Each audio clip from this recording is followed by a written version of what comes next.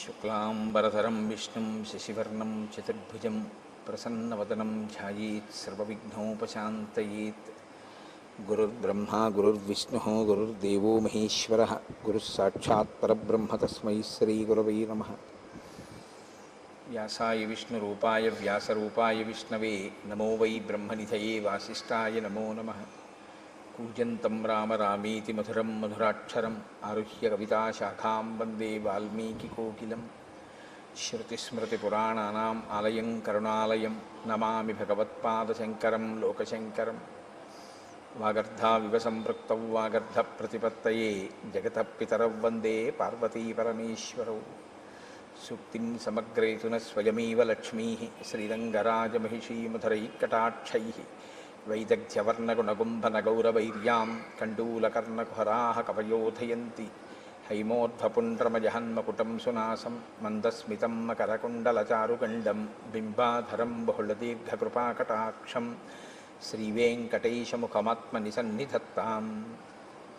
మనోజవం మరుతతుల్యవేగం జితేంద్రియం బుద్ధిమతాం వరిష్టం వాతాత్మజం వనరయూధముఖ్యం శ్రీరామదూతం శిరసా నమామి. ఆపదామపహర్తారం దాతారం సర్వసంపదాం లోకాభిరామం శ్రీరామం భూయో భూయో నమామ్యహం. సింధూరారుణవిగ్రహాం త్రినయనాం మాణిక్యమౌళిస్ఫురత్తారానాయకశేఖరాం స్మితముఖీం ఆపీనవక్షోరుహాం పాణిభ్యాం అళిపూర్ణరత్నచషకం రక్తోత్పలం బిభ్రతీం సౌమ్యాం రత్నఘటస్థరక్తచరణాం ధ్యాయేత్ పరేదంబికాం. హరి ఓం. పరమేశ్వర స్వరూపమైన సభకి నమస్కారం.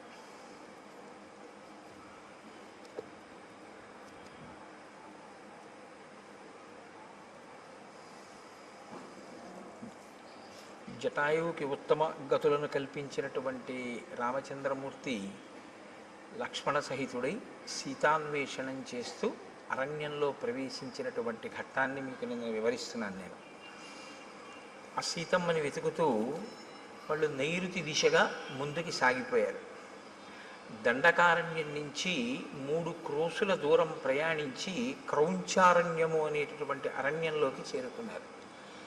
ఒక అరణ్యం కన్నా ఒక అరణ్యం దారుణమైనటువంటి స్థితి. దారుణము అంటే మనుష్యులు తిరగడానికి యోగ్యమైనటువంటి అరణ్యములు కావు. అంత విపరీతంగా చెట్లు పొదలు తుప్పలు క్రూరమృగాలు సర్పాలతోటి నిండిపోయినటువంటి అరణ్యాలు. ఆ సీతమ్మ తల్లిని అన్వేషిస్తూ వాళ్ళు ఆ క్రౌంచారణ్యంలోకి ప్రవేశించారు. ఆ క్రౌంచారణ్యం నుంచి మళ్ళీ 3 క్రోసుల దూరం ప్రయాణం చేసి మతంగ మహర్షి ఆశ్రమానికి క్రౌంచారణ్యం యొక్క చివరి భాగానికి మధ్యలో ఉన్నటువంటి వేరొక వనంలోకి ప్రవేశించారు. ఆ వనం చాలా మృగపక్షి సంకీర్ణమై ఉంది. చీకటిగా ఉన్నటువంటి అరణ్యం. అక్కడ వాళ్ళకు ఒక పెద్ద గుహ ఒకటి కనపడింది. ఆ గుహ సమీపంలోకి వెడితే గాఢాంధకారంతో కూడుకున్నటువంటి ఆ గుహ ముందు ఒక రాక్షసి ఒక ఆమె నిలబడి ఉంది. భయదామల్పసత్వానాం బీభత్సాం రౌద్రదర్శనాం లంబోదరీం తీక్ష్ణదంష్ట్రాం కరాళాం పరుషత్వచం. వాల్మీకి మహర్షి రచన ఆ శ్లోకాలు అద్భుతంగా ఉంటాయి. ఆయన అంటారు, భయదాం అల్పసత్వానాం. అల్పసత్వము అంటే తక్కువ బలం కలిగినటువంటి వాళ్ళకి. తక్కువ బలం కలిగినటువంటి వాళ్ళకి ఆవిడ భయంకరమైనది. అంటే అది ఆవిడ స్వభావం. తనకన్నా కొంచెం తక్కువ బలం ఉన్న వాళ్ళు కనపడితే ఆవిడ వేధిస్తుంది, వాళ్ళని చాలా దుఃఖపెడుతుంది. ఎందుకని అంటే అది ఆవిడ సహజమైనటువంటి ప్రవృత్తి. తనకన్నా తక్కువ బలం వాళ్ళు కనపడితే ఆదరించడమో వాళ్ళని రక్షించడమో ఆవిడకు ఉండేటటువంటి లక్షణం కాదు. రాక్షసత్వము అంటే ఇంకేదో అని మీరేమనుకోక్కర్లేదు. కలియుగంలో ఒక పెద్ద విచిత్రం ఒకటి ఉంది. త్రేతాయుగం వాటిల్లో అయితే రాక్షసుల యొక్క ఉపాధులు తెలిసిపోయేవి. ఒక భయంకరమైనటువంటి శరీరం, ఏదో పెద్ద పొట్ట నోరు దంస్ట్రలు అవివి. కలియుగంలో బ్రహ్మగారు ఇచ్చినటువంటి వరం ఏమిటంటే రాక్షసుడెవరో మనుష్యుడెవరో తెలియదు, ప్రవృత్తి చేత తెలియాలి. కానీ తెలుసుకునే లోపలే ప్రమాదం వచ్చేస్తుంది.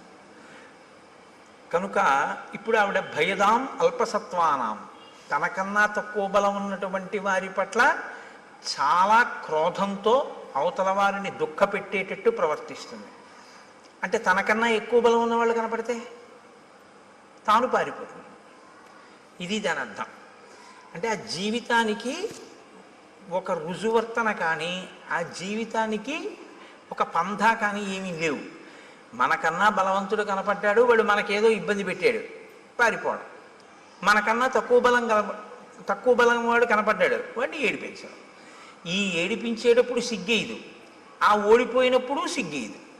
రెండు చోట్ల సిగ్గు లేకపోతే అవమానము ఇలాంటివి ఉండవు. ఎప్పుడూ ఉండేది ఏమిటి అంటే రెండు కాలముల యందు కూడా దుఃఖపెట్టే ప్రయత్నం ఉంటుంటుంది. ఆ ప్రయత్నంలో తను విజయం సాధిస్తే విజయం సాధిస్తుంది, విజయం సాధించకపోతే వెళ్ళిపోతుంటుంది. ఇక్కడ ఈవిడికి శూర్పణఖకి ఒక్క తేడా ఒకటి కనపడుతుంది. అరణ్యకాండలో మహర్షి ఇద్దరికి ముక్కు చెవులు కోయిస్తారు ఆడ రాక్షసులకి. అందులో ఒకరు శూర్పణఖ, ఒకరు అయోముఖి. ఇద్దరు రాక్షసి అయినటువంటి వారే. కానీ ఒకరు పగ పెంచుకునే తత్వం ఉన్నవారు, ఒకరు పగ పెంచుకోకుండా అవకాశం దొరికితే ఏడిపిస్తారు, అవకాశం దొరకకపోతే పారిపోతారు. ఒక విధంగా చెప్పాలి అంటే ఒకరికన్నా ఒకరు ప్రమాదం తక్కువ అని కానీ, ఒకరికన్నా ఒకరు ప్రమాదం ఎక్కువ అని కానీ చెప్పడం కొంచెం కష్టం. ఎందుకంటే పగ పెంచుకునే స్వభావము ప్రమాదకరమే. పగ పెంచుకోకుండా తనకన్నా తక్కువ బలవంతుడు కనపడితే ఆ తక్కువ బలవంతుడిని నిగ్రహించడం కూడా ప్రమాదకరమే కదా. ఎక్కువ బలవంతులు కదా అని చెప్పి వచ్చి వాళ్ళకి ఏమైనా వాళ్ళు వచ్చి వీళ్ళని ఇబ్బంది పెడితే వాళ్ళు అప్పటికి పారిపోతారు. పారిపోయారని జాడ్యమో సమస్య వదిలిపోయినట్టు కాదు, మళ్ళీ వస్తూ ఉంటారు. ఎప్పుడు తెలుస్తుంది తనకన్నా అధిక బలవంతుడని? తను ఓడిపోతే ఏమైనా సిగ్గుంటుందా? ఏమీ ఉండదు, మళ్ళీ వెళ్ళిపోతుంది. మళ్ళీ ఎప్పుడు వస్తుంది? మళ్ళీ ఇంకోటి దొరికితే మళ్ళీ వస్తుంది. మళ్ళీ వాడు అధిక బలవంతుడైతే మళ్ళీ వెళ్ళిపోతుంది, తక్కువ బలవంతుడైతే ఇబ్బంది పెడుతుంది. అంటే ఆ మనస్తత్వం ఎటువంటిది అంటే దానికి మార్పు అన్నది కానీ, పాఠం నేర్చుకోవడం అన్నది కానీ ఏమీ ఉండదు. సమాజంలో తాను తిరుగుతూ సమాజంలో ఉండేటటువంటి వ్యక్తులతో తాను ప్రతిరోజు సమన్వయం అవుతూ కూడా తాను ఏ పాఠాన్ని తన జీవితంలో జరిగినటువంటి సంఘటనల నుంచి నేర్చుకోకుండా ఒకే రకమైన మోసపోసిన జీవితంతో బతికేస్తూ అవకాశం దొరికినప్పుడు నేను గొప్పవాణ్ణని, అవకాశం లేనప్పుడు తను తక్కువవాణ్ణన్న బాధ లేకుండా పారిపోయేటటువంటి మనస్థితితో సరిపెట్టుకోగలిగినటువంటి స్థితి ఉన్నవాళ్ళు ఎవరైనా అయోముఖీ తత్వంలోకే వస్తారు. అంతకన్నా ఇంకా కొంచెం చెప్పడం కష్టం. మీకు సమాజంలో ఇటువంటి వాళ్ళు ఉండరని మీరు అనుకుంటున్నారా? చాలామంది ఉంటారు. బలవంతుడు కనపడితే ఓడిపోతారు, వాళ్ళకేం సిగ్గు ఉండదు. మన ఎదురుగుండా వాళ్ళకి జరిగిన అవమానానికి మనం సిగ్గుపడతాం. అరే నిజంగా రేపు ఎలా తలెత్తుకు తిరుగుతాడరా, ఎలా కనపడతాడరా, మళ్ళీ ఇంత అవమానం పొందాడు నిన్న. ఆయన తర్వాత రోజు పొద్దున్న ఎలా వస్తాడో తెలుసా? అసలు ఆ సంఘటనే జరగనట్టు వస్తాడు ఆయన. చాలామంది ఉంటారు ఇలాగా. అంటే పేర్లు పెట్టి చెప్పడం బాగుండదు, మీరు గ్రహించగలరు. ఉద్ధతితో ప్రవర్తిస్తారు, ఎక్కడో దెబ్బతింటారు. తిని సిగ్గుపడ్డం ఏమీ ఉండదు. మనకన్నా చాలా సంతోషంగా ఉంటాడు ఆయన. అదేంటి అవమానం పడ్డాడు కదా, నేను రాత్రి నిద్రపోన్నాడు పాపం కుమిలిపోతున్నాడేమో అని మీరు పలకరించడానికి వెళ్ళారనుకోండి, ఆయన మిమ్మల్ని ఎలా పలకరిస్తాడో తెలుసా? అంత బాధపడతాం ఎందుకో దానికి అంటాడు. మన అడుగుతాడు, బాధపడతాం ఎందుకు దానికి, అది పెద్ద విశేషమే ఉంది అంటాడు. ఒకవేళ అతను విజయం సాధించాడు అనుకోండి, మీరు అసలు పట్టుకొనే లేరు. ఈ మనఃప్రవృత్తి అత్యంత ప్రమాదకరం. అది ఎప్పటికీ ఏమీ తెలుసుకోలేదు. వీళ్ళ వల్ల ప్రమాదం ఎక్కడొస్తుందంటే వాళ్ళకేం ఉండదు. వాళ్ళకి ఒక రకంగా వాళ్ళకి ఏమిటంటే ఎప్పుడూ అలాగే గడిపేస్తూ జీవితాన్ని జీవించేస్తూ ఉంటారు. వాళ్ళని అంటి పెట్టుకుని ఉన్న వాళ్ళకి చాలా కష్టంగా ఉంటుంది. ఏంట్రా వీడికి మానవమానాలు లేవు, వీడితో ఉండడం. ఆయనకు కొడుకున్నాడు అనుకోండి, ఆ కొడుక్కి మానవమానాలు ఉన్నాయనుకోండి, ఆయన చాలా ఇబ్బంది పడతాడు. మా నాన్నగారు చెప్పలేడు తండ్రికి, మా నాన్నగారు ఏమీ తెలుసుకోరు, ఎప్పుడూ ఇలాగే ప్రవర్తిస్తారు. ఇది చాలా కష్టంగా ఉంది అని తను బరువు అవుతూ ఉంటాడు. తను బరువు అయ్యేటటువంటి పరిస్థితి మంచి ప్రవర్తన కాదు. అది దిద్దుకోవాలి, ఎవరైనా సరే దిద్దుకోవలసి ఉంటుంది దాన్ని. శ్రీరామాయణం కేవలం ఒక జరిగిపోయినటువంటి కథ అని మీరు వినాలి అనుకుంటే రామచంద్రమూర్తి ఒక నరుడిగా అవతారాన్ని స్వీకరించి ఈ పాత్రలన్నిటితోటి సమన్వయం కావలసినటువంటి అవసరం ఆయనకి లేదు. వాల్మీకి మహర్షి ఇన్నిటిని గ్రంథస్థం చెయ్యక్కర్లేదు. ఆయన కొన్ని కొన్ని వదిలిపెట్టేసేయచ్చు.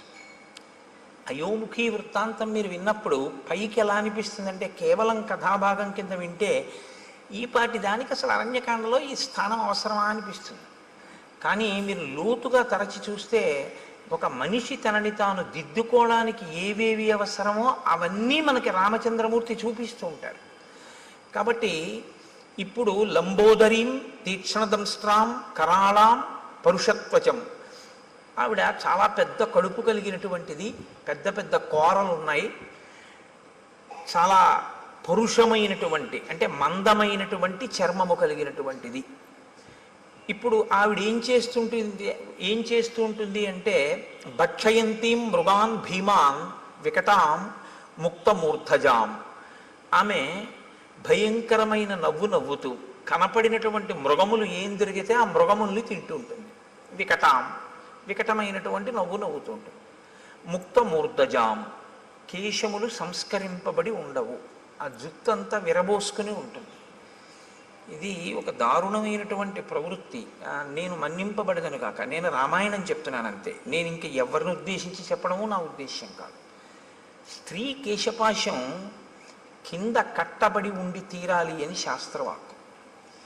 స్త్రీ కేశపాశం కింద కానీ చల్లుకుపోయి ఉంటే, విచ్చుకుపోయి ఉంటే అది దేశానికి కూడా అరిష్టం అని, అంతే, అంతకన్నా ఇంకా అక్కర్లేదు. కాబట్టి భక్షయంతి మృగాన్ భీమాన్ వికటాం ముక్తమూర్ధజాం, ఆమె జుత్తు చల్లుకుపోయి ఉంది, అదే రాక్షసీత్వము అన్న మాటకు అర్థం. అంటే తను బాగున్నానని తను అనుకుంటే చాలు, దానివల్ల ఆ అపచారం వల్ల ఇతరులు పోయినా తను పట్టించుకోక్కర్లేదు. అహం తయోముఖీ నామ లాభస్తే తమసి ప్రియ నాథ పర్వతకూటేషు నదీనాం పులినేషు చ ఆయుష్శేషమిమం వీర త్వం మయా సహరంస్యసే. ఆవిడంటుంది నా పేరు అయోముఖి. ఆవిడ దృష్టి లక్ష్మణమూర్తి మీద పడింది, రామచంద్రమూర్తి మీద పడలేదు. ముక్కు చెవులు కోయించుకునే వాళ్ళందరి దృష్టి లక్ష్మణుడి మీదే పడుతుందో ఏమో మరి. ఆవిడంది నీవే నాకు తగినటువంటి భర్తవి, అంతే. ఆవిడే నిర్ణయించేసుకుంది. శూర్పణఖ ఎలా నిర్ణయించేసుకుందో అలాగే ఆవిడే నిర్ణయించేసుకుంది. కాబట్టి ఇక నువ్వు శేష జీవితం అంతా కూడా సంతోషంగా నాతో ఆ నదుల యొక్క ఒడ్ల యందు పర్వత శిఖరముల యందు విహరిస్తూ సంతోషంగా గడుపుదువుగానివి. కాబట్టి నువ్వు నాతో సంతోషంగా గడపడం కోసం రా, మన ఇద్దరం భార్యాభర్తలమై గడుపుదాం అని ఆమె లక్ష్మణుణ్ణి పట్టుకుంది. పట్టుకుంటే ఏవ ముక్తస్తు కుపిత ఖడ్గముద్ధృత్య లక్ష్మణ కర్ణనాశే స్తనౌ చాస్య నిచకర్తారి సూదన. ఆ పట్టుకున్నటువంటి అయోముఖి యొక్క ముక్కు, చెవులు, స్తనములు వీటిని తన కత్తి పెట్టి ఆయన తెగ కోసేసాడు. తెగ కోసేస్తే ఆవిడ లక్ష్మణుణ్ణి విడిచిపెట్టేసి అరణ్యంలోకి పెద్ద రవం చేస్తూ ఏడుస్తూ నెత్తురు కారిపోతూ పరిగెత్తుకుంటూ వెళ్ళిపోయింది. అంటే యుక్తాయుక్త విచక్షణ లేనటువంటి నడవడితో తను కామిస్తే చాలు, ఇతరుల యొక్క అభిప్రాయముతో సంబంధం లేకుండా బలవంతులు కనపడితే పరాభవింపబడి, బలహీనులైతే తననుకున్న కామాన్ని చెల్లించుకుంటూ జీవితం గడపగలిగినటువంటి నీచమైన ప్రవృత్తి కలిగినటువంటి స్థితిలో ఉన్న ఒక ప్రాణి.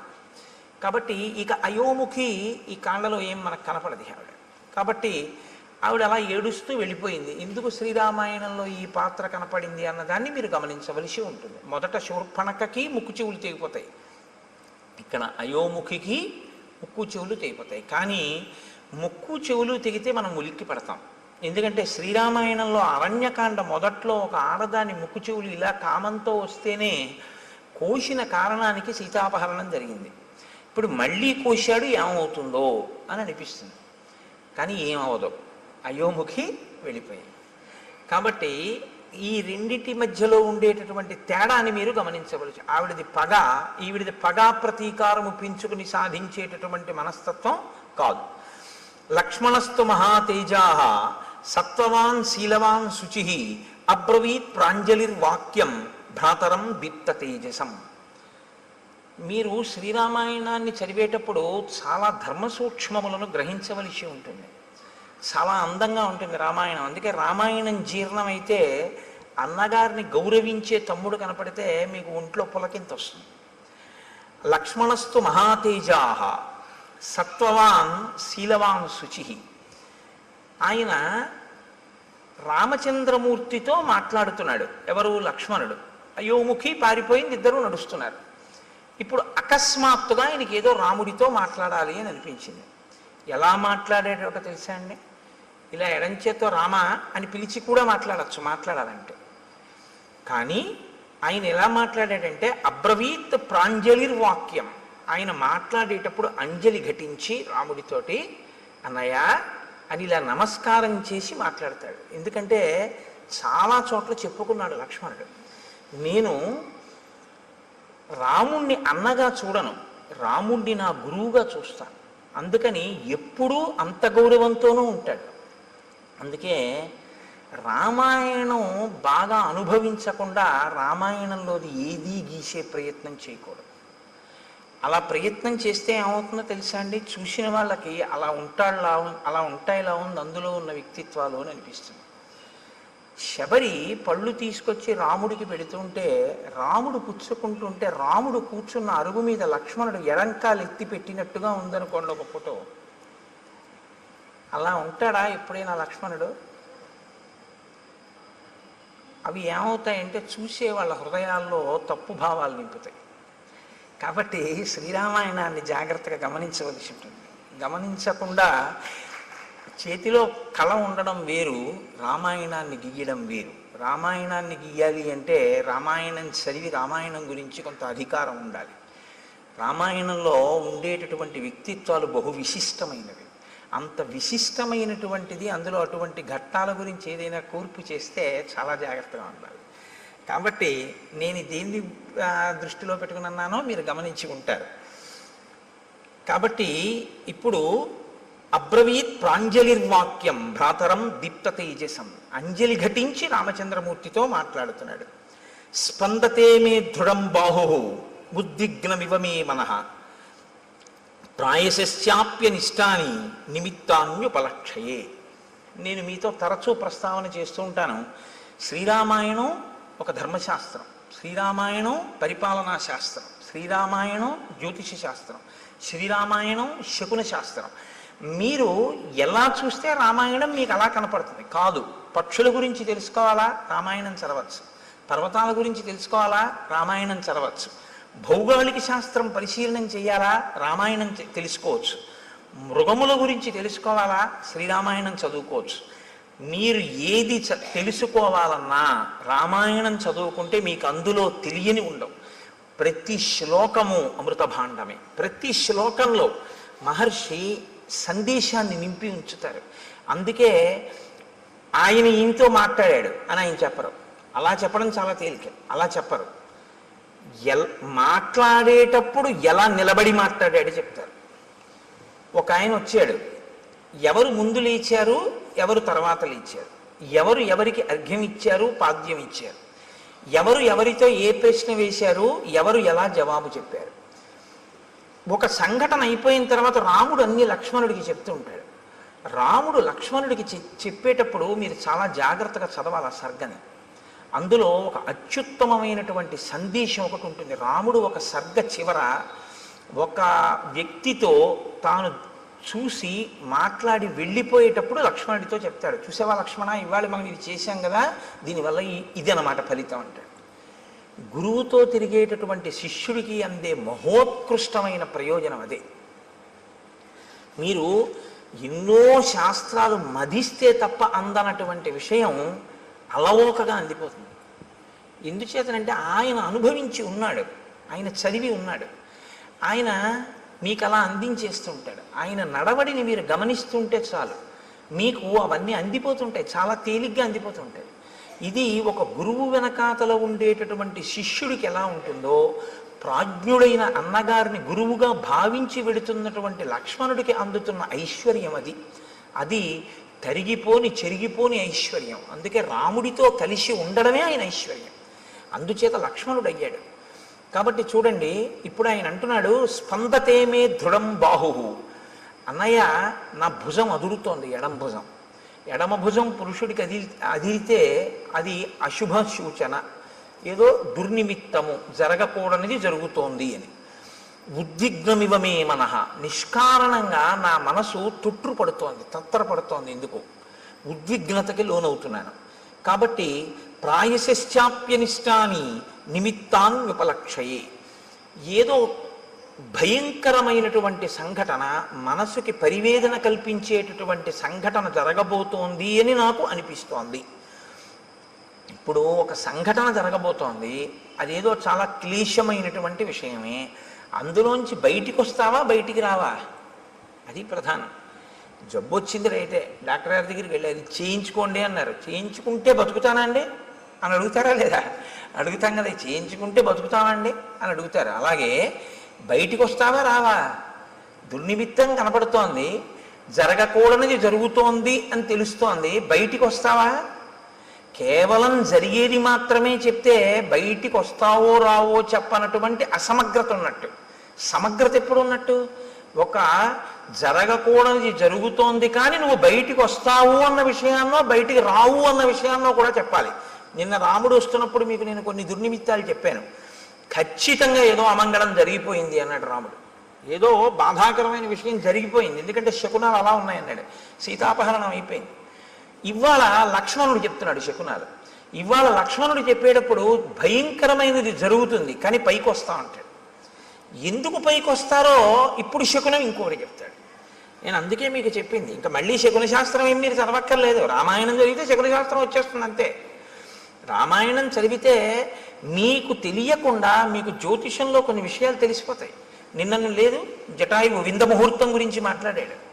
అందుకని ఏష వంచులకో నామ పక్షీ పరమదారుణ ఆవయోర్ విజయం యుద్ధే శంసన్నివ వినర్దతి. అన్నయ్య, వంచులకము అనబడేటటువంటి పక్షి కూస్తోంది, ఆ కూత వినపడుతోంది. అది నిజంగా ఆ పక్షి కూస్తే చాలా తొందరగా యుద్ధం వస్తుంది, చాలా హఠాత్తుగా వచ్చేస్తుంది యుద్ధం. కానీ ఆ యుద్ధంలో జయాన్ని పొందుతాం. కాబట్టి నాకు ఇటువంటి శకునములు కనపడుతున్నాయి అని అన్నాడు. అంతే. ఒక పెద్ద శబ్దం, ఎంత పెద్ద శబ్దం అంటే ఆ శబ్దం ఎటువంటిది అంటే మీరు అర్థం చేసుకోవాలంటే ఒక్కటే ఉపమానం చెప్పవలసి ఉంటుంది. అంతరిక్షం వరకు ధ్వని వినపడేటట్టుగా ఒక పిడుగు పడితే ఎటువంటి ధ్వని ఉంటుందో అంత ధ్వని అక్కడ వినపడింది. అంటే ఇప్పుడు మీరు ముందు ఒక విషయాన్ని గమనించవలసి ఉంటుంది. మహర్షి హృదయం ఏమిటో తెలుసా అండి? రాముడు బాలకాండలో శివధనస్సుని ఎక్కుపెట్టినప్పుడు ధనుర్భంగం అయింది. విశ్వామిత్రుడు, రాముడు, లక్ష్మణుడు, జనకుడు తప్ప మిగిలిన వాళ్ళు ఎవ్వరూ కూడా నిలబడిన వాళ్ళు లేరు. శబ్దము అనేటటువంటిది సామాన్యమైంది కాదు. శబ్దము వేరు, ధ్వని వేరు. మీరు ఈ రెండిటికి తేడా తెలుసుకోవాలి. శబ్దము అర్థ ప్రతిపాదకము. శబ్దం ఎప్పుడూ కూడా అర్థంతో ఉంటుంది. ధ్వని అర్థ ప్రతిపాదకము కాదు. ధ్వని రాపిడి వలన రావాలని నియమం లేదు. శబ్దము రాపిడి వలన వస్తుంది ఎప్పుడైనా అంతే. శబ్దములన్నీ కూడా అర్థ ప్రతిపాదకములో లేదా మనస్సుకి సుఖదాయకములో అయి ఉంటాయి. అందుకే ఘర్షణ చేత పడతాయి. నేను మీకు ఒక ఉదాహరణ చెప్పాలంటే, ఇప్పుడు నేను చెప్తున్న దాన్ని శబ్దము అని అనవలసి ఉంటుంది. ఎందుకంటే నా మూలాధార చక్రం దగ్గర నుంచి లాగబడినటువంటి వాయువు అనేక చక్రాలకి తగులుతూ పైకి వస్తుంది. పైకి వచ్చేటప్పుడు ఒరిపిడి చెందుతుంది, రాసుకుంటుంది. చిట్ట చివర నా యొక్క ఆ స్వరపేటిక దగ్గరికి వచ్చేటప్పటికి ఆ వాయువు బాగా రాపిడి చెంది ఉరుసుకుని అక్షరములుగా, పదములుగా, వాక్యములుగా మారి నా నోటి వెంట బయటికి వస్తుంటుంది. ఉరిపిడి చేత పైకి వస్తుంది. నేను ఒక వయలిన్ వాయించాను అనుకోండి, చేతితో ఒక తాడు ఉన్నటువంటి పరికరం లాంటి దాన్ని పట్టుకుని తీగల మీద లాగితే ఆ ఒరిపిడికి ధ్వని వస్తుంది. ఒక వీణని గోటితో పెనగితే ధ్వని వస్తుంది. అలా మీకు ఎప్పుడైనా సరే ఒరిపిడి వలన వస్తే, అంటే ఘర్షణ వలన పుడితే దాన్ని శబ్దము అంటారు. ఇప్పుడు ఆ శబ్దం ఏం చేస్తుంది? అందుకే వేదరాశికి శబ్దరాశి అని పేరు. అర్థ ప్రతిపాదకమై దానికి ఏదో ఒక ప్రయోజనం ఉంటుంది. ప్రయోజనం లేనిది అనుకోండి, దానికి ఏమిటి అంటే మీరు చెప్పలేరు అనుకున్నప్పుడు దాన్ని శబ్దం అనకూడదు, ధ్వని అనాలి. పిల్లాడు ఆడుకుంటూ ఉంగా అన్నాడు అనుకోండి, దానికి అర్థం ఏంటి చెప్పండి అన్నారు అనుకోండి, ఏం చెప్తారు? ఉంగా అన్నాడు పిల్లాడు, చంటి పిల్లాడు. ఏమైనా నువ్వు రామాయణం చెప్పావు కదా, దీనికి అర్థం చెప్పన్నారు అనుకోండి, ఎవరు చెప్తారు దానికి? అప్పుడు దాన్ని ఏమనాలంటే ధ్వని అన్నారు. అంటే దానికి ఒక అర్థం ఏం ఉండదు. అర్థం లేకుండా చేయబడేటటువంటిది ఏది ఉంటుందో దానికి మీరు ఏ అర్థము చెప్పడం కుదరదో వాటికి ధ్వనులని పేరు. కాబట్టి ఇప్పుడు ఏర్పడినది శబ్దమా ధ్వన అంటే యథార్థమునకు పెద్ద ధ్వని అని మీరు అనవలసి ఉంటుంది. ఎందుకంటే దానికి ఒక అర్థం లేదు. కానీ ఒక పిడుగు నేల మీద పడితే ఆ శబ్దము, ఆ ధ్వని అంతరిక్షం వరకు వినపడితే ఎంత ధ్వని ఉంటుందో అంత ధ్వని ఉంది. ధ్వనికి ఉండేటటువంటి లక్షణం ఏమిటో తెలుసా అండి? ధ్వనికి కానివ్వండి, శబ్దమునకు కానివ్వండి, ప్రాణాలు పొయ్యగలదు, ప్రాణాలు తీయగలదు. ఈ రెండు ఉంటాయి. ఎందుకో తెలుసా అండి? ఒక్కొక్కసారి ప్రాణం పోస్తుంది, ఒక్కొక్కసారి ప్రాణం తీసేస్తుంది. మీరు చూడండి, నిశ్చేష్టుడైపోయాడు అనుకోండి ఎవరో, మీరు వెళ్ళి ఏ తప్పట్లు కొట్టడమో ఏదో చేస్తే స్పృహలోకి వస్తారు, తీసుకొస్తుంది, దానికి ఆ శక్తి ఉంటుంది. శబ్దము మిమ్మల్ని జ్ఞానవంతుల్ని చేస్తుంది, లేకపోతే వినడం ఎందుకండి? వినడం వల్ల ఏదో మీకు తెలుస్తుందని కదా వింటూ ఉంటారు. అదే శబ్దము చాలా తీవ్ర స్థాయిలో వచ్చిందనుకోండి, మనిషి ప్రాణం వదిలిపెట్టేస్తుంది. అందుకే పిడుగు పడితే పిడుగు యొక్క ధ్వనికి భవనములు కింద పడిపోతూ ఉంటాయి. అక్కడ ఉన్నటువంటి జీవరాశి, చెట్లు కూడా నేల కొరిగిపోతాయి. ఎందుకని అంటే ఆ శబ్ద ప్రకంపనలు, ధ్వని ప్రకంపనల యందు శక్తి తరంగములు ఉంటాయి. దీన్ని మొట్టమొదట ప్రతిపాదించిన వాళ్ళు ఎవరంటే, భారతదేశంలో ఆర్షధర్మంలో ఋషులు ప్రతిపాదించి కదలిక ఉన్న ప్రతిదాన్ని శక్తి స్వరూపంగా భావన చేశారు మన వాళ్ళు. అందుకే శబ్ద బ్రహ్మమయీ చరాచరమయీ జ్యోతిర్మయీ వాంగ్మయీ తత్వాతీతమయీ నిరంజనమయీ అని అమ్మవారిని స్తోత్రం చేశారు. అమ్మవారిని స్తోత్రం చేశారు అంటే మీరు ఒకటి గుర్తుపెట్టుకోవాలి, కదులుతున్నది ఏదైనా శక్తిగా భావన చేశారు. కదిలి కదిలి ఇక కదలవలసిన అవసరం లేని రీతిలో నీలో నువ్వు అనుభవించవలసిన ఆనందాన్ని శివుడిగా సంకేతించారు. కాబట్టి ఇప్పుడు శివశక్తులు రెండు ఎప్పుడూ కలిసే ఉంటాయి. ఈ రెండిటిని మీరు వేరు చేసి చూడడం అనేటటువంటిది ఎప్పుడూ కుదరదు. అందుకే ఈ ప్రపంచమంతా కూడా పరమశివ తాండవ పార్వతీ లాస్య స్వరూపము అన్నారు శంకరాచార్యులు వారు. లాస్యం అంటే భావం, తాండవం అంటే కదలిక. మీరు చూడండి, మీకు ఈ ప్రపంచమంతా శివస్వరూపంగా, మంగళస్వరూపంగా చూడడం ఎలాగా అంటే దానికి ఆ దృష్టికోణాన్ని శంకరులు అందించారు. అందుకని వారు జగద్గురువులు అయ్యారు. కదలకుండా ఉండదు. ఇప్పుడు నేను ఏదో మాట్లాడుతున్నాను, కదులుతూ ఉంటాను. కదలిక తాండవం శివస్వరూపం. ముఖమునందు భావ ప్రకటనము అమ్మవారు లాస్యం. ఒక ఆయన నవ్వుతూ ఉంటాడు, ఒక ఆయన విచారంగా ఉంటాడు, ఒక ఆయన సంతోషంగా ఉంటాడు, ఒక ఆయన హాస్యం ఆడుతూ ఉంటాడు. మీరు అలా వెడుతూ చూస్తుంటే రకరకాల భావనతో ఉంటారు. అందరూ ఒక్కలా ఉండరు. ఇన్ని భావనలు అమ్మవారు, ఇన్ని కదలికలు ఈశ్వరుడు. కదలిక భావన కలిసే ఉంటాయి ఎప్పుడు. చూడండి, కలిసే ఉంటాయి అనేటప్పటికీ నేనేమన్నాను, ఇలా అన్నాను. అంటే లోపల కలయిక అన్న భావన రాగానే నేను ఇలా సంకేతించాను. ఈ భావన, ఈ కదలిక రెండు ఒకదాన్నొకటి అనుసరించడం. వాగర్ధావివ సంపృక్తౌ వాగర్ధ ప్రతిపత్తయే జగత పితరౌ వందే పార్వతీ పరమేశ్వరౌ. వాళ్ళిద్దరి స్వరూపమై ఈ జగత్తంతా ఉందయా. పార్వతీ పరమేశ్వరులు ఈ లోకమంతా నిండి ఉన్నారు. నువ్వు అలా చూడగలిగితే జగత్తు తాండవ లాస్య స్వరూపము అని. కాబట్టి దాన్ని వాల్మీకి మహర్షి ఎందుకండి అంత గొప్పగా ఆ విషయం కూడా మాట్లాడడం అంటే, అది ఇంకొకడు వింటే చచ్చుండివాడు.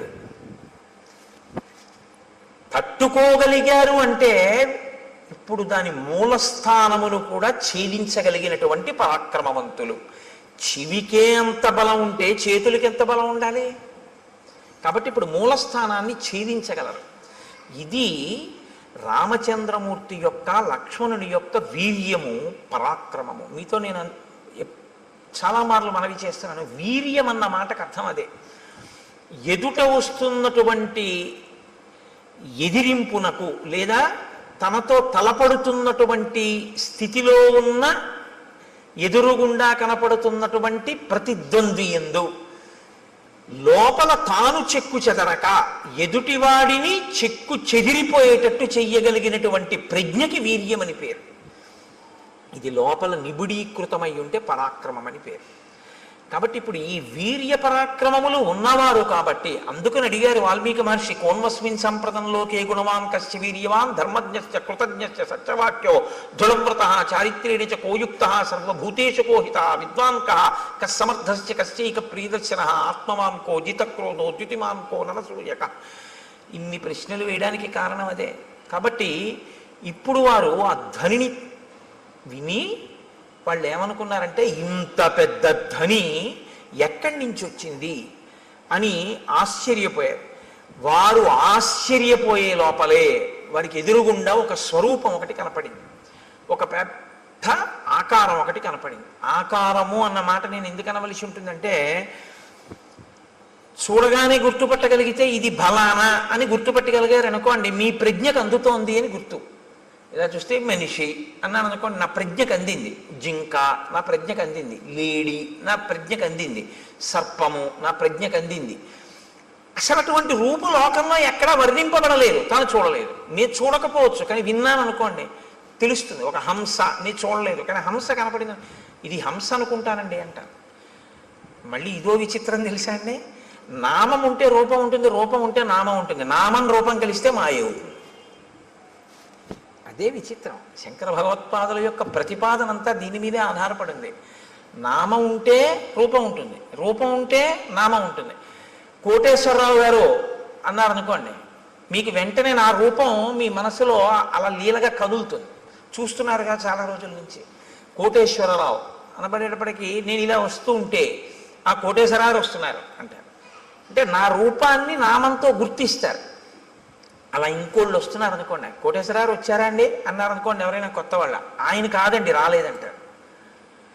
నామము రూపము పక్క పక్కనే ఉంటే కుండ అన్నాను అనుకోండి, కుండ ఎలా ఉంటుందో మీకు వెంటనే మనసు చూపిస్తుంది, ప్రొజెక్ట్ చేస్తుంది.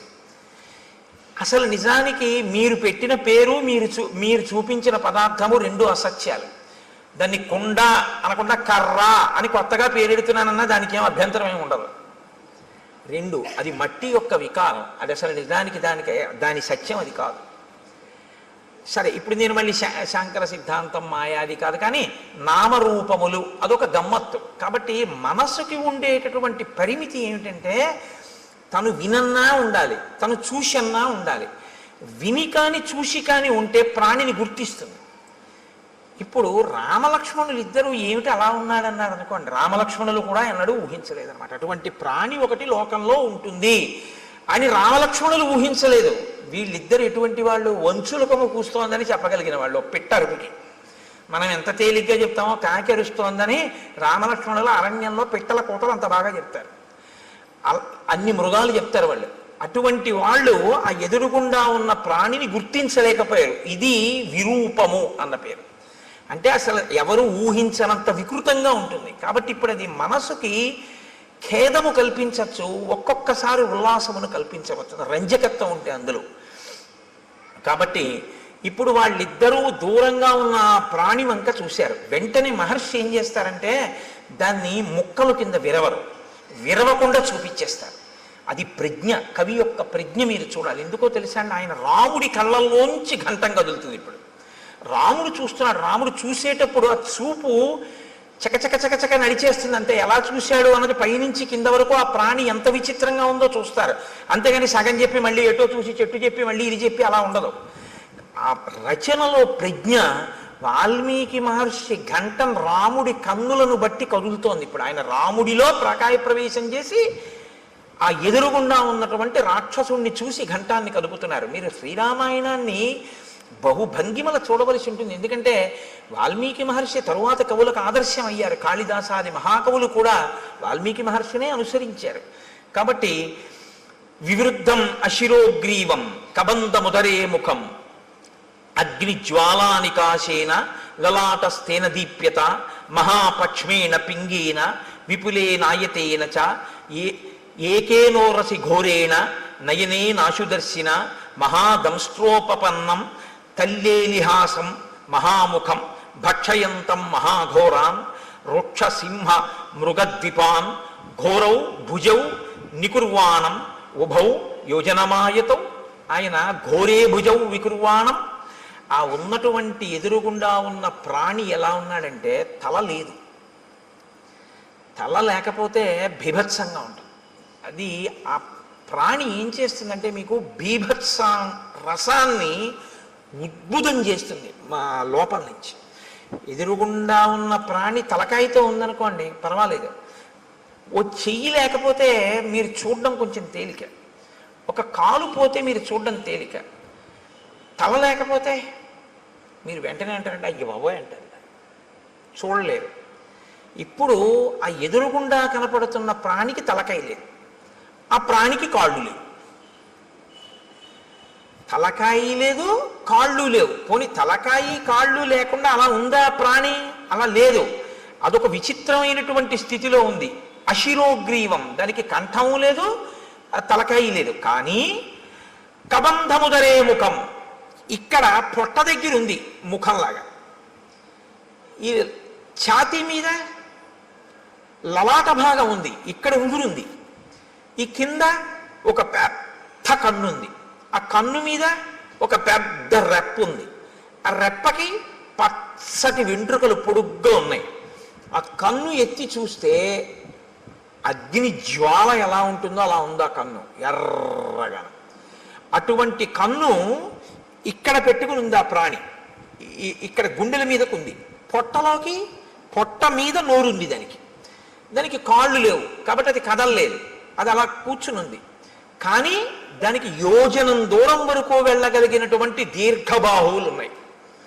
ఇప్పుడు అది ఏం చేస్తోందంటే ఎంత దూరమైనా సరే దానికి ఉన్నటువంటి కళ్ళతో చూస్తూ ఉంటుంది. నయనే నాశుదర్శిన అంటే ఒక్క కన్నే అయినా ఎంత దూరమైనా అది చూడగలదు కానీ లేచి వెళ్ళలేదు, గమనం లేదు. దానికి గమనం లేదు కాబట్టి అది ఏం చేస్తుందంటే చెయ్యి చాపుతుంది, చాపి తడుగుతుంది ఇలాగా. అంటే అది ఎటిళ్ళిందో ఇలా ఇలా తడుగుతుంది, తడివి పట్టుకుంటుంది. అది ఏనుగు కానివ్వండి, పులి కాని, సింహం కానీ ఏదైనా సరే పట్టుకోగలిగినటువంటి చేతులు దానివి. ఎంత దూరం? ఇక్కడి నుంచి ఒక యోజనం దూరం వరకు ఉంటాయి చేతులు, దాంతో పట్టుకుంటుంది. పట్టుకుని ఈడుస్తుంది ఆ ప్రాణుల్ని. ఆ ఈడ్చి ఆ ఆకర్షంతం వికర్షంతం అనేకాన్ మృగయూధపాన్ స్థితమావృత్య పంధానం తయోర్భ్రాతోహో ప్రపన్నయోహో. అది వాటిని పట్టుకుని ఈడుస్తుంది ఇలాగా. అది నిజంగా మహర్షి ఒక లైవ్ టెలికాస్ట్ అండి. అది నిజంగా అద్భుతం. ఎందుకంటే పట్టుకుని ఇలా ఎత్తడం కొన్ని ప్రాణుల లక్షణం, ఏడవడం కొన్ని ప్రాణుల లక్షణం. మీరు చూడండి, ఉత్తమమైనటువంటి సంస్కారం ఉన్న ప్రాణులు కొన్ని ఉంటాయి. చాలా ఉత్తమ సంస్కారం ఉన్న ప్రాణులు అని గుర్తేమిటో తెలుసా అండి? చేతితో పట్టుకుని ఎత్తి తింటాయి. అవి లోకంలో ఒకటి మనుష్యుడు, 2 కోతి, 3 ఏనుగు. వేదంలో మంత్రాన్ని నేను చెప్తున్నాను ఇప్పుడు మీకు చెప్పేది. చాలా ఉత్తమ సంస్కారంతో ఈశ్వరుడు సృష్టించిన ప్రాణి అని గుర్తు ఏమిటంటే చేతితో తింటుంది. ఏనుగు ఎత్తి తొండంతో నోట్లో పెట్టుకుంటుంది, కోతి అరటిపండుని ఎత్తి నోట్లో పెట్టుకుంటుంది, మనిషి పదార్థాన్ని ఎత్తి చేత్తో తింటాడు. ఈడ్చి తినేటటువంటివి, క్రౌర్యం ఉన్నటువంటివి ఈడ్చి తీసుకెడతాయి. ఒక పులి ఉందనుకోండి, ఓ జింకని కొట్టి ఆ పంజాతో పట్టుకుని, నోటితో పట్టుకుని భూమి మీద ఈడుస్తూ తీసుకెళ్తుంది. ఈడ్చి తీసుకెళ్ళి అది నెత్తురోడిపోతూ బాధపడిపోతూ ఆ దెబ్బకి నెత్తురోడిపోయి అరుస్తుంటే ఈడ్చుకుంటూ తీసుకెళ్ళి కింద పెట్టి తన పంజా కింద తొక్కి పెట్టి నోటితో పీకుతుంది మాంసఖండాన్ని. అది క్రౌర్యానికి పరాకాష్ట. సాత్విక బుద్ధికి పరాకాష్ట ఏమిటంటే చేతితో ఎత్తి తినడం అనేటటువంటి అలవాటు ఉంటుంది. మహర్షి అంటున్నారు ఆకర్షంతం వికర్షంతం, పట్టి ఈడుస్తాడు అన్నాడు. అక్కడ పట్టి అలా ఎత్తి ఇలా తేడు, ఇలా ఈడుస్తూ ఉంటాడు. ఎందుకనంటే ఏడ్చడంలో ఉంది ఆ పైశాచిక భావన, ఆ క్రౌర్యం ఉంది అందులో. అంటే అసలు ఉండడమే విచిత్రం, ఆ తినడము విచిత్రం. అంటే ఎంత క్రౌర్యం కలిగినటువంటి ప్రాణో, ఎంత విచిత్రమైన ప్రాణో మీరు ఊహించవలసి ఉంటుంది. ఇంత ఘోరంగా అయినటువంటి స్వరూపం ఎలా వచ్చింది, ఎందుకు వచ్చిందన్న ఆలోచన ఒకటి మీకు వెంటనే రావాలి. ఇది చాలా ప్రధానం రామాయణంలో. అది ఎందుకు వచ్చింది అన్నది మీరు తెలుసుకుంటే అలా మనం రాకుండా ఉండడానికి అవకాశం దొరుకుతుంది కదా. అంతేకాని ఇప్పుడు దాని వంక చూశారు ఇద్దరు. చూసేటప్పటికి అది వీళ్ళిద్దరిని పట్టుకుని ఇద్దరిని ఈడ్చేసింది దగ్గరికి. ఈడ్చేసి మీరు నాకు ఈశ్వరుడు ఇచ్చిన ఆహారం తినేస్తానని నోట్లో పడేసుకోవాలి కదా. మనకైతే ఇక్కడ, దానికి ఇక్కడే. కాబట్టి ఆ ఈడ్చి తెచ్చి లోపల పడేసుకోవడానికి సిద్ధపడుతోంది. వెంటనే లక్ష్మణుడు అన్నాడు, అన్నయ్య దీన్ని మనం ఉపేక్షించకూడదు, ఈ ప్రాణిని మనం చంపకూడదు అన్నాడు. నిజంగా శ్రీరామాయణం ధర్మశాస్త్రం అద్భుతం. అందుకు మహర్షి ప్రతి చిన్న విషయాన్ని కూడా రచనలో చూపిస్తారు. నిశ్చేష్టానాం వధోరాజన్ కుచ్చితో జగతీపతే క్రతు మధ్యోపనీతానాం పశూనామివ రాఘవ. లక్ష్మణుడు అంటున్నాడు, కదలిక లేని ప్రాణిని చంపకూడదు. ఎందుకంటే అది పారిపోవడానికి అవకాశం ఏది? పారిపోవడానికో, విన్నిచ్చి పారిపోవడానికో, నీ మీద కలియబడ్డానికో దానికి అవకాశం ఉంటే నీ వీరత్వం చంపాలి. కదలలేని దాన్ని చంపడం ఏంటి? బళి మా బావ బల్లెమ్ము చేబూని పుల్లాకు తూట్లుగా పొడవలేదే అన్నట్టు కదలలేని ప్రాణిని చంపడం ఏంటి? కాబట్టి అన్నయ్య మనం చంపకూడదు దీన్ని. ఎంత ధర్మం అండి! ఇంకోడైతే ఈ ధర్మం కదూ కాపాడింది, అందుకు కదా అన్నాడు మారీచుడు, రామో విగ్రహవాన్ ధర్మ అన్నాడు. అప్పుడు కూడా ఇలా ఉన్నాడు. బాబా ఇదేమిటి అంటే బుద్ధి వెంటనే స్వస్థతను తప్పి చంపేవతల వారేద్దాం అందరూ. వాళ్ళు బాగా ఆలోచిస్తారు, ప్రతి దాన్ని ధర్మం కోణంలో చూస్తారు. అక్కడ ఎవరున్నారండి చంపేశారనుకోండి ఇద్దరు కలిసి, పోన్లే అన్నయ్య ఎవరు చూడొచ్చారు అనొచ్చు. కాదు, ఎవరు చూడొచ్చారనరో, చూడవలసిన వాడు చూడకపోవడం అన్నది ఎలా జరుగుతుందంటారు వాళ్ళు. ఇది ధర్మావలంబనకి కారణం. ధర్మమూర్తిగా ఎందుకు ఉండగలుగుతాడు ఒక వ్యక్తి అంటే, నేను ఎలా తప్పుకుంటానండి, ఈశ్వరుడు ఎప్పుడూ చూస్తూ ఉంటాడు కదా అంటాడు. నేను ఒకవేళ తప్పు చేస్తే ఈశ్వరుడు యొక్క సన్నిధానంలోనే నేను తప్పు చేయాలి తప్ప ఈశ్వరుడు చూడకుండా నేను తప్పు చేయడం కుదరదు. ఆయన ఎప్పుడూ చూస్తూ ఉంటాడంటాడు. ఎప్పుడూ చూస్తున్నాడు వాడు అన్నవాడు చాలా తప్పులు చెయ్యలేడు. చాలా అన్నమాట నేను ఎందుకన్నానో తెలుసా అండి, ఏ తప్పు చెయ్యలేడని ముందే అనడం చాలా కష్టం. కొంత మార్పు అన్నది వస్తుంది ఎప్పుడంటే చాలా తప్పులు చేయలేడు, తర్వాత ఏ తప్పు చేయలేడు. కాబట్టి రాముడు ధర్మమూర్తిగా ఎందుకు ఉండగలడు ఎప్పుడు అంటే, ధర్మం అనేటటువంటిది తాను అనుష్ఠిస్తున్నానో లేదో అనేటటువంటిది వృక్షములు దేవతా స్వరూపంగా చూస్తున్నాయని రాముడు నమ్ముతాడు. మనం అంటే నాలాంటి వాడైతే ఏమంటాడంటే ఎవరు చూడొచ్చారంటాం. ఇదే తేడా. ఇది అలవాటు చేసుకోవడం ధర్మానికి పునాదిరాయి. ఇది నిలబడాలి. ఇది నిలబడితే మార్పు వస్తుంది మనసులో. కాబట్టి నిశ్చేష్టానాం వధోరాజన్ కుచ్చితో జగతీపతే. ఓ జగతీపతి రామా, మనం స్థాణువుగా కదలలేని వాడిని చంపకూడదు. కాబట్టి ఇతను తన నోట్లో మన్ని పడేసుకునేటట్టు ఉన్నాడు. కాబట్టి ఈ రెండు బాహువులని తరిగేద్దాం. ఇతని శక్తి బాహువులే. ఎందుకని? దమనం లేదు, కదలలేడు. నోటితో కరవలేడు, ఎందుకంటే పొట్టకుంది నోరు. బోర్లా పడుకుని కరిచి పట్టుకోగలిగినటువంటి శక్తి లేదు. కానీ చేతులతో మాత్రం తడిమి పట్టుకుంటాడు. కాబట్టి చేతులు నరికేస్తే వీడు ఉన్నా ఒకటే, ఊడిపోయినా ఒకటే. అక్కడతో వీడు కూడా చచ్చిపోతాడు. ఎందుకంటే ఆహారం లేదు ప్రాణానికి. ఆహారం లేకపోతే ప్రాణము నిలబడదు, శోషించిపోయి పడిపోతుంది.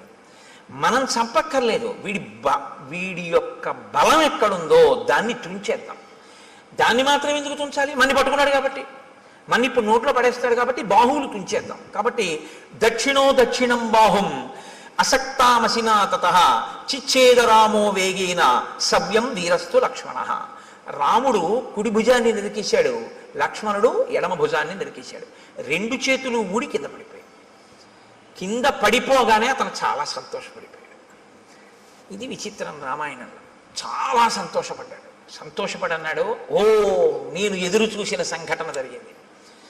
ఇన్నాళ్ళు ఈ రెండు చేతులు నరికేవాడి కోసమే తడిమి పట్టుకుంటున్నాను, ఇవాళ వీటిని నరికేవాడు దొరికాడు. ఎవరు మీ ఇద్దరు అన్నాడు. అంటే వాళ్ళు నోర్ము నీకు మేం చెప్పడం ఏంటి అనరు. అది విచిత్రం. ఇది వినయం. వాళ్ళు ఎవరు అడగనివ్వండి, శూర్పణఖ అడిగినా చెప్తారు, ఎవరు అడిగినా చెప్తారు, ఎంత అందంగా అలాగని అనవసరమైనటువంటి చోట దీర్ఘంగా మాట్లాడరు. సమయాన్ని ఎంత పొదుపుగా వాడి మాట్లాడతారంటే ఎక్కడ ఎంతవరకు అవసరమో, ఏది అవతల ప్రాణికి చెప్పవలసి ఉంటుందో అక్కడ వరకే చెప్తారు తప్ప అదే పనిగా సొదపెట్టి అర్థం లేకుండా మాట్లాడడం ఉన్నది ఉండదు. అందుకే నేను మీతో మనవి చేస్తున్నాను, శ్రీరామాయణం మీరు బాగా చదివితే మాట్లాడడంలో ప్రజ్ఞ మీకు వస్తుంది. ఎవరితో ఎలా మాట్లాడాలి, ఎంత మాట్లాడాలి, ఇవి బాగా అలవాటు అవుతుంది. అసలు మనిషి పాడైపోయేది అందుకే కదండి, అక్కర్లేని మాటలన్నీ మాట్లాడడం వల్లే పాడైపోతూ ఉంటాడు. కాబట్టి అయమిక్ష్వాకుదాయాదో రామో నామ జనైశ్రుత అస్యై వారజం విద్ధి భ్రాతరం మాంచ లక్ష్మణం. నేను అయమిక్ష్వాకుదాయాదో రామో నామ జనైశ్రుత, ఈయన మా అన్నగారు రామచంద్రమూర్తి. అస్యై వావరజం విద్ధి, నేను ఆయన తమ్ముణ్ణి. భ్రాతరం మంచ లక్ష్మణం, నేను ఆయన తమ్ముణ్ణి, నన్ను లక్ష్మణుడు అంటారు. అస్య దేవ ప్రభావస్య వసతో విజనీవని రక్షసాపహృతా పత్ని యామిచ్చంతా విహాగతౌ. మా అన్నగారి పత్ని, నా వదిన గారు అయినటువంటి తల్లిని ఒక రాక్షసుడు అపహరించాడు. ఆవిడ్ని వెతుక్కుంటూ మేము ఈ అడవిలో తిరుగుతున్నాం. నువ్వెందుకు ఇలా ఉన్నావు అని అడిగాడు. ఇప్పుడు తామెవరో సత్యం చెప్పి నువ్వెవరు, అంతేగాని కైకమ్మ, దశరథుడు, వరాలు అయిన చోట కాంచోట అన్ని చోట్ల వాళ్ళు మాట్లాడరు. ఇప్పుడు ఆయన అన్నాడు, పురారామ మహాబాహో మహాబల పరాక్రమ రూపమాసీన్మమాచింత్యం త్రిషు లోకేషు విశ్రుతం యథా సోమస్య శక్రస్య సూర్యస్య చ యథా వపుః. ఎంత అందంగా మాట్లాడాడు. రెండు చేతులు తెగిపోయిన తర్వాత అన్నాడు, రామా మహాబాహో, గొప్ప చేతులున్నవాడా, ఈ చేతులు నరికినవాడా, మహాబల పరాక్రమ, గొప్ప బలపరాక్రమములు ఉన్నవాడా, నేను ఒకప్పుడు చాలా అందమైనటువంటి వాణ్ణి. 3 లోకములలో నా అంత అందగాడు లేడు. యథా సోమస్య శక్రస్య, సోముడి అందం ఎటువంటిదో, శక్రుడు అంటే ఇంద్రుడి యొక్క అందం ఎటువంటిదో, సూర్యుని యొక్క తేజస్సు ఎటువంటిదో అటువంటి శరీరము కలిగినటువంటి వాణ్ణి నేను. అంటే శరీరమునకు అందము, శరీరమునకు కాంతి అన్నీ ఉన్నవాడు. అందుకని అటువంటి ఉపమానాలు వేశారు. ఆ తేజస్సు అవతల వారికి ఆహ్లాదాన్ని కల్పిస్తుంది. కాబట్టి సోముడు అంత అందమైన, అంత లావణ్యము, అంత కాంతి కలిగినటువంటి వాణ్ణి. ఇది నాకు ఈశ్వరుడు ఇచ్చినటువంటి బహుమానం. కాబట్టి నేనేం చేయాలి, ఈశ్వరుడు నీకేది ఇచ్చాడో దాంతో నువ్వు 10 మందిని సంతోషపెట్టాలి. అప్పుడు నువ్వు నీ యొక్క విభూతిని ఈశ్వర పరం చేసినట్లు అవుతుంది. అందుకే మీరు కొంచెం జాగ్రత్తగా గమనించండి, అక్షరాభ్యాసము అని ఒక సంస్కారం చేస్తారు మన వాళ్ళు, అది చేయకుండా పంపించరు. బడికి పంపించడం కానీ, పలక ముట్టుకోవడం కానీ, పుస్తకం ముట్టుకోవడం కానీ, అక్షరం రాయడం కానీ ఒప్పుకోరు. ముందు ఎవరు తమ జీవితంలో తమకి ఉన్న విభూతిని సమాజపరం చేసి ఈశ్వరుడిచ్చిన విభూతిని ఈశ్వరుడికి నైవేద్యం పెట్టి జీవితంలో ప్రసాద బుద్ధితో బతికి 10 మంది చేత సహభాష్ అనిపించుకుని కీర్తి గణించాడో, ఎవడు భగవద్భక్తి తత్పరుడో అటువంటి ఆ పెద్దల తొడ మీద కూర్చోపెట్టి ఆయన చేత్తో పిల్లవాడి చెయ్యి పట్టుకుని పలకలో ముందు దిద్దిస్తాడు. ఓం నమ శివాయ సిద్ధం నమః అని. ఎందుకు రాయిస్తారో తెలుసా అండి? అలా రాయించడం వెనక ఒక రహస్యం ఒకటి దాగి ఉంది సనాతన ధర్మంలో. నువ్వు రేపొద్దున్న ఒక పెద్ద గణిత శాస్త్రజ్ఞుడు అవ్వచ్చు, నిన్ను మించిన గణిత శాస్త్రజ్ఞుడు లేకపోవచ్చు, కానీ నీకొకటి తెలిసి ఉండాలి, నాకు ఇన్ని లెక్కలో వచ్చండం కాదు, ఇన్ని లెక్కలు తెలుసున్న నాకు కూడా అంతటా ఆవరించినటువంటి ఆత్మతత్వాన్ని లెక్క కట్టడం చేత కాదు అని చెప్పగలగాలి. ఏది లెక్క కట్టలేవో నీకొచ్చిన లెక్కల వలన నువ్వు తెలుసుకోవాలి. అప్పుడు ఏమవుతుందంటే నీ విభూతి వినయానికి పరాకాష్ఠం. మీరు జాగ్రత్తగా పట్టుకున్నారో లేదో నేను చెప్పింది. అందుకే అమ్మవారికి శ్రీమాత అని పేరు. అందరికీ అన్నీ ఇవ్వగలదు, కానీ ఆవిడ శక్తిని కొలవడం ఎవరికీ సాధ్యం కాదు. ఏది మీరు కొలుద్దామంటే మీ కొలతలకి అందదో, మీ లెక్కలకి అందేది కాదో అందక వేదం అంతటిది కూడా ఇంకింతకన్నా నాకు చెప్పడం చేత కాదని అలా చెప్పి ఊరుకుందో, అది లెక్కలకు అందని పెద్ద లెక్క అని తెలుసుకోవడం లెక్కలు బాగా వచ్చానన్న వాడికి ఉండవలసిన మొదటి లక్షణం. బాగా లెక్కలు వచ్చిన వాడికి ఏం తెలియాలంటే ఇది నా లెక్కకి అందదని తెలిసి ఉండాలి. ఆ అందనిదేదో అది పరబ్రహ్మం. సహస్రశీర్షా పురుష సహస్రాక్ష సహస్రపాత్ స భూమిం విశ్వతో రుత్వా అత్యతిష్టదశాంగుళం. ఇది బాగా అర్థం అవ్వాలని గణిత శాస్త్రజ్ఞుడు అయ్యాడు. ఈ బ్రహ్మాండములన్నీ ఎంతవరకు ఉన్నాయని నువ్వు ఊహ చేస్తున్నావో, ఎందుకంటే నీ కంటికి అందవు, ఏదో నువ్వు లెక్క కట్టావు, కాంతి వేగము, శబ్ద వేగము, ధ్వని వేగము, ఇలాగా ఈ వేగంతో కొలిస్తే ఎంతవరకు ఉన్నాయని నువ్వు అనుకుంటున్నావో అంతకన్నా ఒక 10 అంగుళాల పై వరకు ఈశ్వరుడు ఉన్నాడు. నువ్వు చూపుకి ఎంత శక్తి ఉందనుకుంటున్నావు? ఒక రాడార్ పెట్టారనుకోండి సముద్రపు ఒడ్డున కొండ మీద, ఆ రాడార్ తిరగడానికి ఓ లెక్క కడతారు. అది తిరుగుతున్నప్పుడు సముద్రం లోపల ఉన్న ఓడలకి ఇక్కడ నౌకాశ్రమం ఉన్నది అన్న, నౌకాశ్రయం ఉన్నది అన్న సూచన తెలియడం కోసం ఇక్కడి నుంచి ఇక్కడ వరకు ఇలా తిరగాలి అని. మీరు విశాఖపట్నం లాంటి ఊళ్ళకి వెడితే రాత్రి వేళ కొండ నుంచి ఒక్కసారి ఆకాశంలో అలా తిరుగుతుంటుంది ఆ లైట్ హౌస్. దానికి ఒక లెక్క కడతారు. అమ్మవారి కన్ను ఇక్కడి నుంచి ఇక్కడికి ఇలా తిప్పితే ఎంత దూరం వెడుతుంది మీరు లెక్క పెట్టండి. ఇది గణిత శాస్త్రజ్ఞుడు అంటే. శంకరాచార్యులు వారు పెద్ద గణిత శాస్త్రజ్ఞుడు. ఎందుకో తెలుసా అండి? ఎంత వెడుతుందో ఆయన చెప్పలేదు. దృశా ద్రాఘీయస్యాదరదళిత నీలోత్పల రుచా అన్నారు. అమ్మా, ఈ బ్రహ్మాండములు ఎంతవరకు ఇటుపక్కకున్నాయో అంతకన్నా దాటి వెడుతుందన్నారు. అంతే తప్ప ఈ బ్రహ్మాండముల వరకు చూస్తాం లేదు ఆయన. అలా అయితే లెక్క అందింది అమ్మవారి చూపుది. నీ లెక్కకి అందకపోతేనే నీ వినయం, నీవు నేర్చుకున్న జ్ఞానానికి సార్థకత, నీకు అందనిదోటి ఉందని చెప్పడం. కాబట్టి ఈ కంపారిటివ్ డిగ్రీ, ఈ బ్రహ్మాండములు ఎంత ఉన్నాయో అంతకన్నా ఎక్కువ అయి ఉన్నది నీ చూపు. అంత ఎక్కువ వరకు దాన్ని దాటి పడుతుంది ఆ చూపు, లైట్ హౌస్ పడినట్టు. కాబట్టి దృశా ద్రాఘీయస్యాదరదళిత నీలోత్పల రుచా దవీయాంసం దీనం స్నపయ కృపయా మమపి శివే. అది శంకర భగవత్పాదులంటే. మహానుభావుడు. అందుకే శంకర జయంతి చేసుకోకపోతే కృతజ్ఞత అన్నాను నేను. కాబట్టి నువ్వు లెక్కలు నేర్చుకున్నవాడివి అని ఎప్పుడు గుర్తంటే నీ లెక్కకు అందనిదోటి ఉంది అని నువ్వు తెలుసుకుంటే. నాకు తెలియకపోవడం ఏంటంటే లెక్కలు ఏదైనా అన్నావంటే నీ అంత చేతకాని వాడు లేడని గుర్తు. ఇందుకు ఓం నమ శివాయ సిద్ధం నమ. నీకు ఈశ్వరుడు ఎందులో ఎంత పెద్దవాడిని చేసినా నీకు అందందుందని దానిలోంచే తెలుసుకో. నువ్వు ఒక పెద్ద జియాలజిస్ట్ అంటే ఈ భూమికి సంబంధించిన విషయాలన్నీ తెలుసుకున్నవాడివైతే, ఎవడు తన గుప్పిళ్లతో ఇసుక పోసి ఇంతంత పర్వతాల్ని, ఇన్ని ఎడారుల్ని, ఇంత సస్యశ్యామలమైన నదీ తీరాల్ని, ఈ పచ్చగడ్డితో కూడుకున్నటువంటి పంట పొలాల్ని, ఆ తరువాత పెద్ద పెద్ద ఆ బీడు భూముల్ని, ఒక పక్క కొండల్ని, ఒక పక్క నదుల్ని, ఒక పక్క సముద్రాల్ని ఎవడు తీసుకొచ్చి సృష్టించాడు? ఎవడి ఆజ్ఞకి సముద్రం చెలియలి కట్ట దగ్గర ఆగిపోతోంది అని నాకు ప్రపంచపటం అంతా తెలుసండి. మీరు ఇలా పిన్ పెట్టండి, నేను ఆ దేశం ఏమిటో నగరం ఏమిటో చెప్తానందరూ నీకు తెలిసి ఉండడం కాదు. ఇవన్నీ సృష్టించిన వాడు ఎవరో మాత్రం నేను తెలుసుకోలేకపోయాను, వాడికి నమస్కారం అని నువ్వు అనగలిగితే నువ్వు బాగా భౌగోళిక శాస్త్రం నేర్చుకున్నవాడు. ఒకడు గొప్ప సంగీత విద్వాంసుడు ఎప్పుడంటే సంభావనిస్తే గంటన్నర కచేరీ చేసినవాడు కాడు. ఎవడు నాదోపాసన చేశాడో, ఎవరు ఆ లోపల నుంచి వచ్చినటువంటి నాదాన్ని వింటున్నాడో, ఎక్కడ నుంచి అది కదులుతోందో ముందు అన్నప్పుడు ఆ ధ్వని, ఆ శబ్దం, ఆ నాదం వస్తున్న దాని యొక్క మూలాల్ని ఉపాసన చేసి మౌనంలో పట్టుకొని నాదోపాసన చేసి సంగీత విద్య ద్వారా సరిగమ పద నిసానిదప మగరిస అంటారు. ఆరోహణ అవరోహణ. అవరోహణ అంటే కింద పడిపోవడం, ఈ ఈశ్వరుడి నుంచి విడిపోయి అజ్ఞానంలోకి రావడం. ఆరోహణ అంటే పైకెక్కి మళ్ళీ సాలోకి వెళ్ళిపోవడం ఈశ్వరుడి దగ్గరికి. మళ్ళీ సంగీతాన్నే పట్టుకుని కింద పడ్డవాడు సంగీతంతో మళ్ళీ పైకెక్కి సాలో కలిసిపోవడం, ఈశ్వరుల్లో కలిసిపోవడం.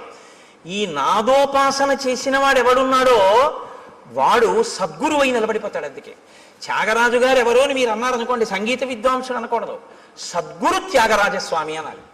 శ్యామశాస్త్రి గారు ఎవరో అన్నారనుకోండి, సద్గురు శ్యామశాస్త్రి అనవలసి ఉంటుంది. అలాగే దీక్షితర్ వారు ఎవరో అని మీరు అన్నారనుకోండి, సద్గురు దీక్షితర్ వారు అనవలసి ఉంటుంది. వారు సద్గురువులు. ఎందుకంటే వారు నాదోపాసన చేసి నాదోపాసన ద్వారా బ్రహ్మమును చేరిపోయారు వారు. ఇప్పుడు వారి సంగీతం ఎందుకు పనికొచ్చిందంటే ఎవరు మనకి సంభావన ఇస్తారు, కచేరీకి వెడదాం, డబ్బులు తెచ్చుకుందాం అనడానికి పనికి రాలేదు. అంటే అలా వెళ్ళడం తప్పని నేనేమంటలేదు. కానీ అది ఎందుకు పనికి రావాలి అంటే నాదోపాసన అన్నది ఈశ్వరుణ్ణి చేరడానికి పనికి రావాలి. ఇప్పుడు అలా పనికొచ్చింది అనుకోండి, మీకు అలా పనికొచ్చినటువంటి ఉత్తర క్షణంలో ఈశ్వరుడు మీకు ఇచ్చిన విభూతి మీకు అందని దాన్ని అందుకోవడానికి పనికొచ్చేదే తప్ప అమ్ముకోవడానికి పనికొచ్చేది కాదు. మీకు ఒక కవనం వచ్చనుకోండి, మీకు గొప్పగా ఒక పద్యం చెప్పడం వచ్చనుకోండి, అది ఈశ్వరుడు గురించి చెప్పగలగాలి, 10 మందికి పనికొచ్చేది చెప్పాలి.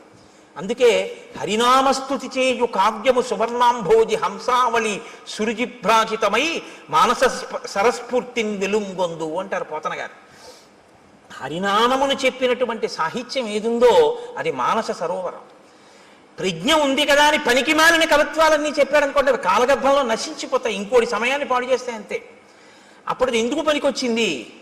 భ్రష్టత్వానికి పనికొచ్చింది ఆ కవిత్వం. దానివల్ల ఉపయోగం ఏమైనా ఉంటుందా అంటే నక్కీరుడి అహంకారంలో ఉంటుందంతే ఆ కవిత్వం. కాబట్టి ఏది నీ యందు బాగా ప్రకాశించిందో దాన్ని బాగా పట్టుకుని నాకు ఇది తెలియదు, ఆ తెలియనిదేదో ఇది తెలియదని తెలుసుకోవడానికి నాకు తెలుసున్నది పనికొచ్చిందన్నవాడెవడో వాడు విద్వాంసుడు, వాడు పండితుడు. పండితుడు అన్న మాట ఎవరికి వర్తిస్తుందో తెలుసా అండి? పద్యాలు చెప్పేవాడికి కాదు. పండాహ అంటే జ్ఞానం. ఈశ్వరుణ్ణి నమ్మి ప్రతిరోజు భక్తితో అనుష్ఠించి నడిచేవాడెవరో ఆయనకి పండితుడని పేరు. అందుకే పోతన గారు సహజ పండితుడు అంటారు. కాబట్టి ఈ స్థితిని ఒరే నాన్న నువ్వు పొందాలి తప్ప నువ్వు ఏదో ఒక పెద్ద ఇంజనీరువై లంచాలు పుచ్చుకొని 3వ రోజు పడిపోయే బ్రిడ్జి కట్టకూడదు. నువ్వు ఒక పెద్ద గణిత శాస్త్రజ్ఞుడవై నాకు అన్నీ తెలిసిన అహంకరించి మట్టిలో కలిసిపోకూడదు. నీకు ఈశ్వరుడు నిన్ను గొప్ప విద్యాధికుణ్ణి చేసి దానితో పాటుగా పండితుణ్ణి చెయ్యాలి. అంటే దాన్నే అడ్డుపెట్టి నువ్వు ఈశ్వరుణ్ణి చేరుకునే ప్రయత్నం చెయ్యాలి. నేను మీకు ఒక ఉదాహరణ చెప్తాను. నాకు ఆ డాక్టర్ గారి పేరు జ్ఞాపకం లేదు, కానీ నేను లలితమ్మ గురించి ఉపన్యాసాలు చెప్పేటప్పుడు తరచూ కోట్ చేస్తుంటాను. పిల్లవాడు తల్లి గర్భంలో తల కిందకి కాళ్ళు పైకి పెట్టుకుని ఉంటాడు. ఆయన ఒక పెద్ద గైనకాలజిస్ట్. ఈ పుస్తకం రాసిన ఆయన మాతృదేవో భవ అని పుస్తకం రాశారు. నాకు కాకినాడలో డాక్టర్ జగదీశ్వరి గారిని, ఆవిడ ఒక పెద్ద గైనకాలజిస్ట్, ఆవిడ నాకు ఆ పుస్తకం ఇచ్చి చదవండి కోటేశ్వరరావు అన్నారు. అందులో ఆయన అన్నారు, తల కిందకి కాళ్ళు పైకి పెట్టి 9 నెలలు అయిపోతుంది, లోపల పెరిగిపోతాడు వీడు. అమ్మ నాభిగొట్టంలోంచి ఆహారం పెడుతూ ఉంటుంది. ఇప్పుడు అమ్మ తినకూడదు తింది, లోపల వీడి యొక్క శరీరం ఎటువంటిదో తెలుసు. నజ్జు శరీరం అనుకోండి, వీడికి పడిశం పట్టేస్తుంది. పడిశం పట్టేస్తే ఏమవుతుంది? తల కిందకుంది. ఇప్పుడు ముక్కులో పట్టినటువంటి పదార్థం వెనక్కి వెళ్ళిపోతుంటుంది. గుటక వేయడం చాలా కష్టం, ఉక్కిరి బిక్కిరి అయిపోతుంటాడు.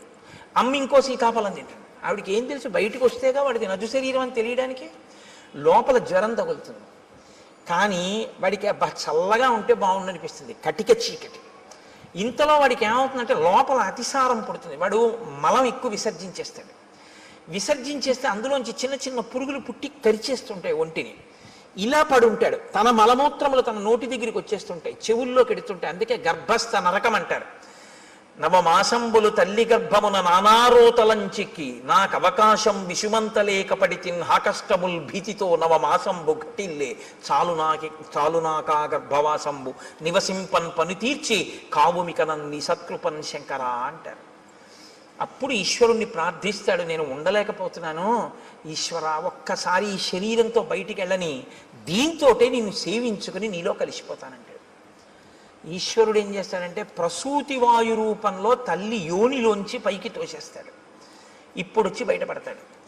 బయట పడగానే కటిక చీకట్లోంచి ఒక్కసారి పెద్ద వెలుతురులోకి వస్తాడు.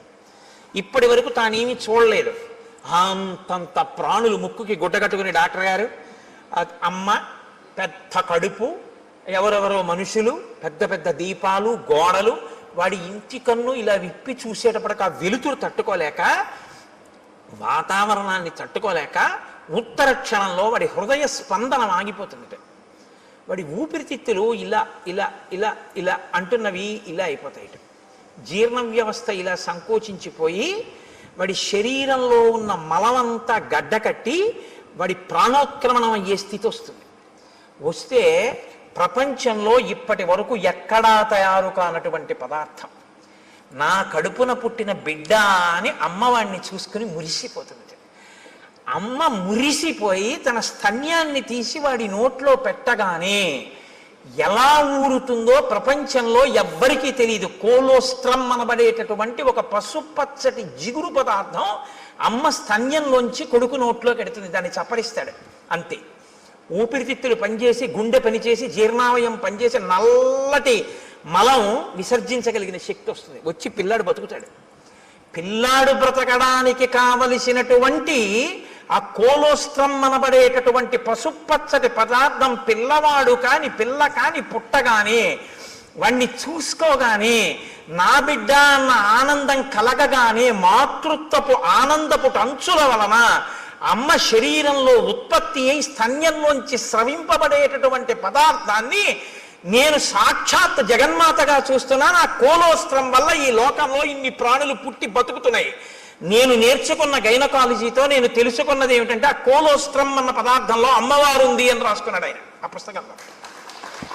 ఇది ఆ డాక్టర్ గారి ధన్యతకి కారణం. తను చదువుకున్న గైనకాలజీ ఎందుకు పనికొచ్చిందంటే ఈశ్వరుణ్ణి తెలుసుకోవడానికి. ఈ ప్రాణులను మేము కాదు ఆపరేట్ చేస్తున్నది. ఇన్నాళ్ళకి ఒక పిల్లవాడు పుట్టాడు అంటే ఆ పిల్లవాడిని లోపల ఉంచినవాడు, పైకి తెచ్చినవాడు, బతికించినవాడు ఆ తల్లి జగన్మాత, ఆ పరాశక్తి. ఆ పరాశక్తి అమ్మ రూపంలో వచ్చి బతికించింది అని తను తెలుసుకుని నమస్కరించిన వాడు ఉన్నాడే, వాడు విద్వాంసుడు, వాడు పండితుడు. అందుకు పనికొచ్చింది ఆయన చదువు. ఆవిడ ప్రసవ వేదనతో అక్కడ కొట్టుమిట్టి ఆడిపోతుంటే డబ్బట్టుకొస్తే తప్ప ఆపరేషన్ చేయనన్న డాక్టరు దౌర్భాగ్యుడు. వాడి చదువు ఎందుకు పనికొచ్చినట్టు? ఏం భయమా? రామాయణం చెప్పడానికి భయం ఏంటండి? నేను రామాయణం చెప్తున్నాను కదా. కాబట్టి నీ కొడుకు అలా కాకూడదు, నీ కూతురు అలా కాకూడదు అనుకుంటే ఒక్క డాక్టర్ అవ్వాలని కోరుకోకు.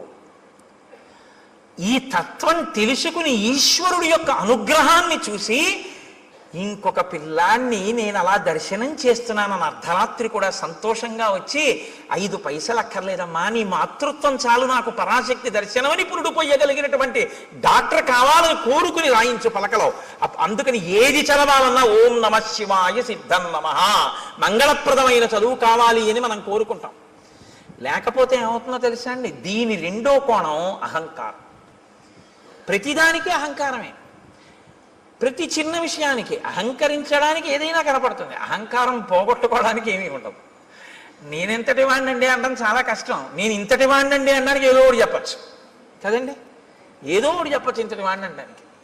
ఈ హోమస్య శక్రస్య సూర్యస్య చ యథావపు, అటువంటి అందమైన శరీరం ఉన్నవాడిని, అంత అందమైన శరీరం ఈశ్వరుడిస్తే ఇలా ఎందుకు అయ్యావు?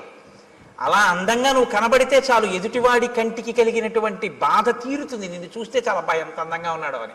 కానీ ఆయన ఏం చేసేవాడంటే చాలా చిత్ర విచిత్రమైన భయంకరమైనటువంటి వేషములలోకి మారేవాడు. కామరూపి కాబట్టి ఎవరూ ఊహించనంత ఘోరాతి ఘోరమైన రూపాన్ని తాను తీసుకుని ఈశ్వరుడిచ్చిన అందమైన రూపాన్ని వదిలిపెట్టి ఘోర రూపాలతో అరణ్యంలో ప్రాణులకు అకస్మాత్తుగా కనపడి వాళ్ళు భయపడిపోయి విహ్వలులై పడిపోతే, మరణిస్తే, బాధపడితే తను సంతోషించేవాడు. ఇది రాక్షస ప్రవృత్తి. పైకి అందం ఉండడం గొప్ప కాదు, లోపల అందం ఉండడం గొప్ప. పైకి అందం లేకపోవడం తప్పు కాదు, లోపల అందం ఉండడం గొప్ప. నా మాట బాగా పట్టుకున్నారో లేదో మీరు? యథాలాపంగా తీసుకున్నారో? పైకి అందం ఉండడం కాదు గొప్ప, లోపల అందం ఉండడం గొప్ప. పైకి అందం ఉండకపోవడం గొప్ప తప్పు కాదు, లోపల అందం ఉండడమే గొప్ప.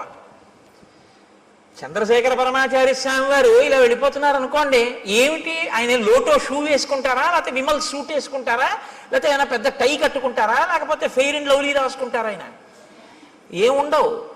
పాదచారి అయి ఓ కాషాయ వస్త్రం కట్టుకుని ఇలా తలమించి వేసుకుని, ఇంత విభూతి పుండ్రాలు పెట్టుకుని, ఇంత బొట్టు, అది కూడా గుండ్రంగా కూడా ఉండదు, అద్దుకున్నట్టు పెట్టేసుకుని, చేతిలో ఓ సత్యదండం పట్టుకుని, ఆయన ఓ కమండలం పట్టుకుని గబ్బ గబ్బ గబ్బ గబ్బ నడిచి వెళ్ళిపోతుంటారు. ఇప్పుడు నేను ఇలా చెప్తుంటే ఆయన ఇలా వచ్చారనుకోండి, అకస్మాత్తుగా ఉంటుందా ఇక నా రామాయణ ప్రసంగం? లేచి గభాలన ఒక్కసారి స్వర్ణదండం పడ్డట్టు దెబ్బ తగిలితే తర్వాత చూద్దామని కింద పడిపోతానంతే. మీరంతే లేచి సభంతా కింద పడిపోతుంది. ఏ అందం చూసి గౌరవించారు? అందం కాదు, లోకాన్నంతటినీ రక్షించడం కోసం ఆయన చేసినటువంటి ప్రయత్నం. శంకరాచార్యుల వారి తర్వాత ఆసేతు హిమాచల పర్యంతం తిరిగి జ్ఞానబోధ చేసిన మహాపురుషుడైన కారణం చేత. కాబట్టి మీరు ఆయన పాదాల మీద పడిపోతారంతే. ఇప్పుడు అందం గొప్పదా, పై అందం గొప్పదా? లోపలి అందం గొప్పది. లోపలి అందం ఎక్కడుంటుందో అది లోకాన్ని ఉద్ధరిస్తుంది. పై అందం జర్జరీభూతం అయిపోతుంది, కొన్నాళ్ళకు పోతుంది. పైగా దాన్ని సద్వినియోగం చేయకపోతే నీకు ప్రమాదహేతువై కూర్చుంటుంది. కాబట్టి చూశారు, పై అందంతో లోపలి అందం పెంచుకోలేదు, పై అందంతో లోపల అందవికారం పెంచుకున్నాడు. లోపలి అందవికారం పై అందాన్ని కూడా తీసేసింది. ఇదే నేను మీతో మనవి చేసింది. అక్షరాభ్యాసము అన్నది మూఢనమ్మకములు, చాదస్తములు. నేను మీతో ఒకరోజు మనవి చేశాను. ఒక ఆయన ఆవును చంపేద్దాం అనుకున్నాడు. ఆవును చంపేయి అన్నాడు అనుకోండి, బుద్ధి ఉందా లేదా అంటారు. కాబట్టి ఆవును చంపేయి అనకుండా ఏమన్నాడంటే ఆ పులిని చంపేయి అన్నాడు. ఇప్పుడు చూడటం లేదు మీరు, అది ఆవో పులో మీరు చూడలేదు. పులిని చంపేయి అన్నారు. అయ్యి బాబాయ్ మీద పడిపోతుంది కాబట్టి చంపేయమన్నాడు అనుకున్నారు. ఆ పావును చంపేయాలి, పావు కాబట్టి చంపేయమన్నాడు అనుకున్నారు. ఆయన ఆవును చంపేశాడు. ఆవుని తెలుసు, పావును చంపేయి అని చంపించేశాడు. ఆవు అని చెప్తే అది పవిత్రం కాబట్టి చంపడానికి ఒప్పుకోరని, సనాతన ధర్మాన్ని వదిలేయని చెప్పలేక మూఢ విశ్వాసాలు వదిలేయని చెప్తున్నారు. ఆవును చంపేయని చెప్పకుండా పావును చంపేయని చెప్పినట్టు. అక్షరాభ్యాసం మూఢనమ్మకం అంటే ఇదిగో ఇందుకే పనికొస్తాం, కబంధుడు కావడానికి పనికొస్తాం. అక్షరాభ్యాసం ఎందుకు చేస్తారంటే నీకున్నటువంటి ఈశ్వర విభూతి లోకకంటకం కాకుండా నిన్ను రక్షించి ఈశ్వరానుగ్రహం అని నువ్వు గుర్తెరగడానికి పనికొస్తుందని. లేకపోతే నిన్ను ఎక్కడ పడితే అక్కడే ప్రమాదం తీసుకొస్తావు ఈ విభూతితోటి. ఇది నా యందు దోషభూయిష్టమైంది.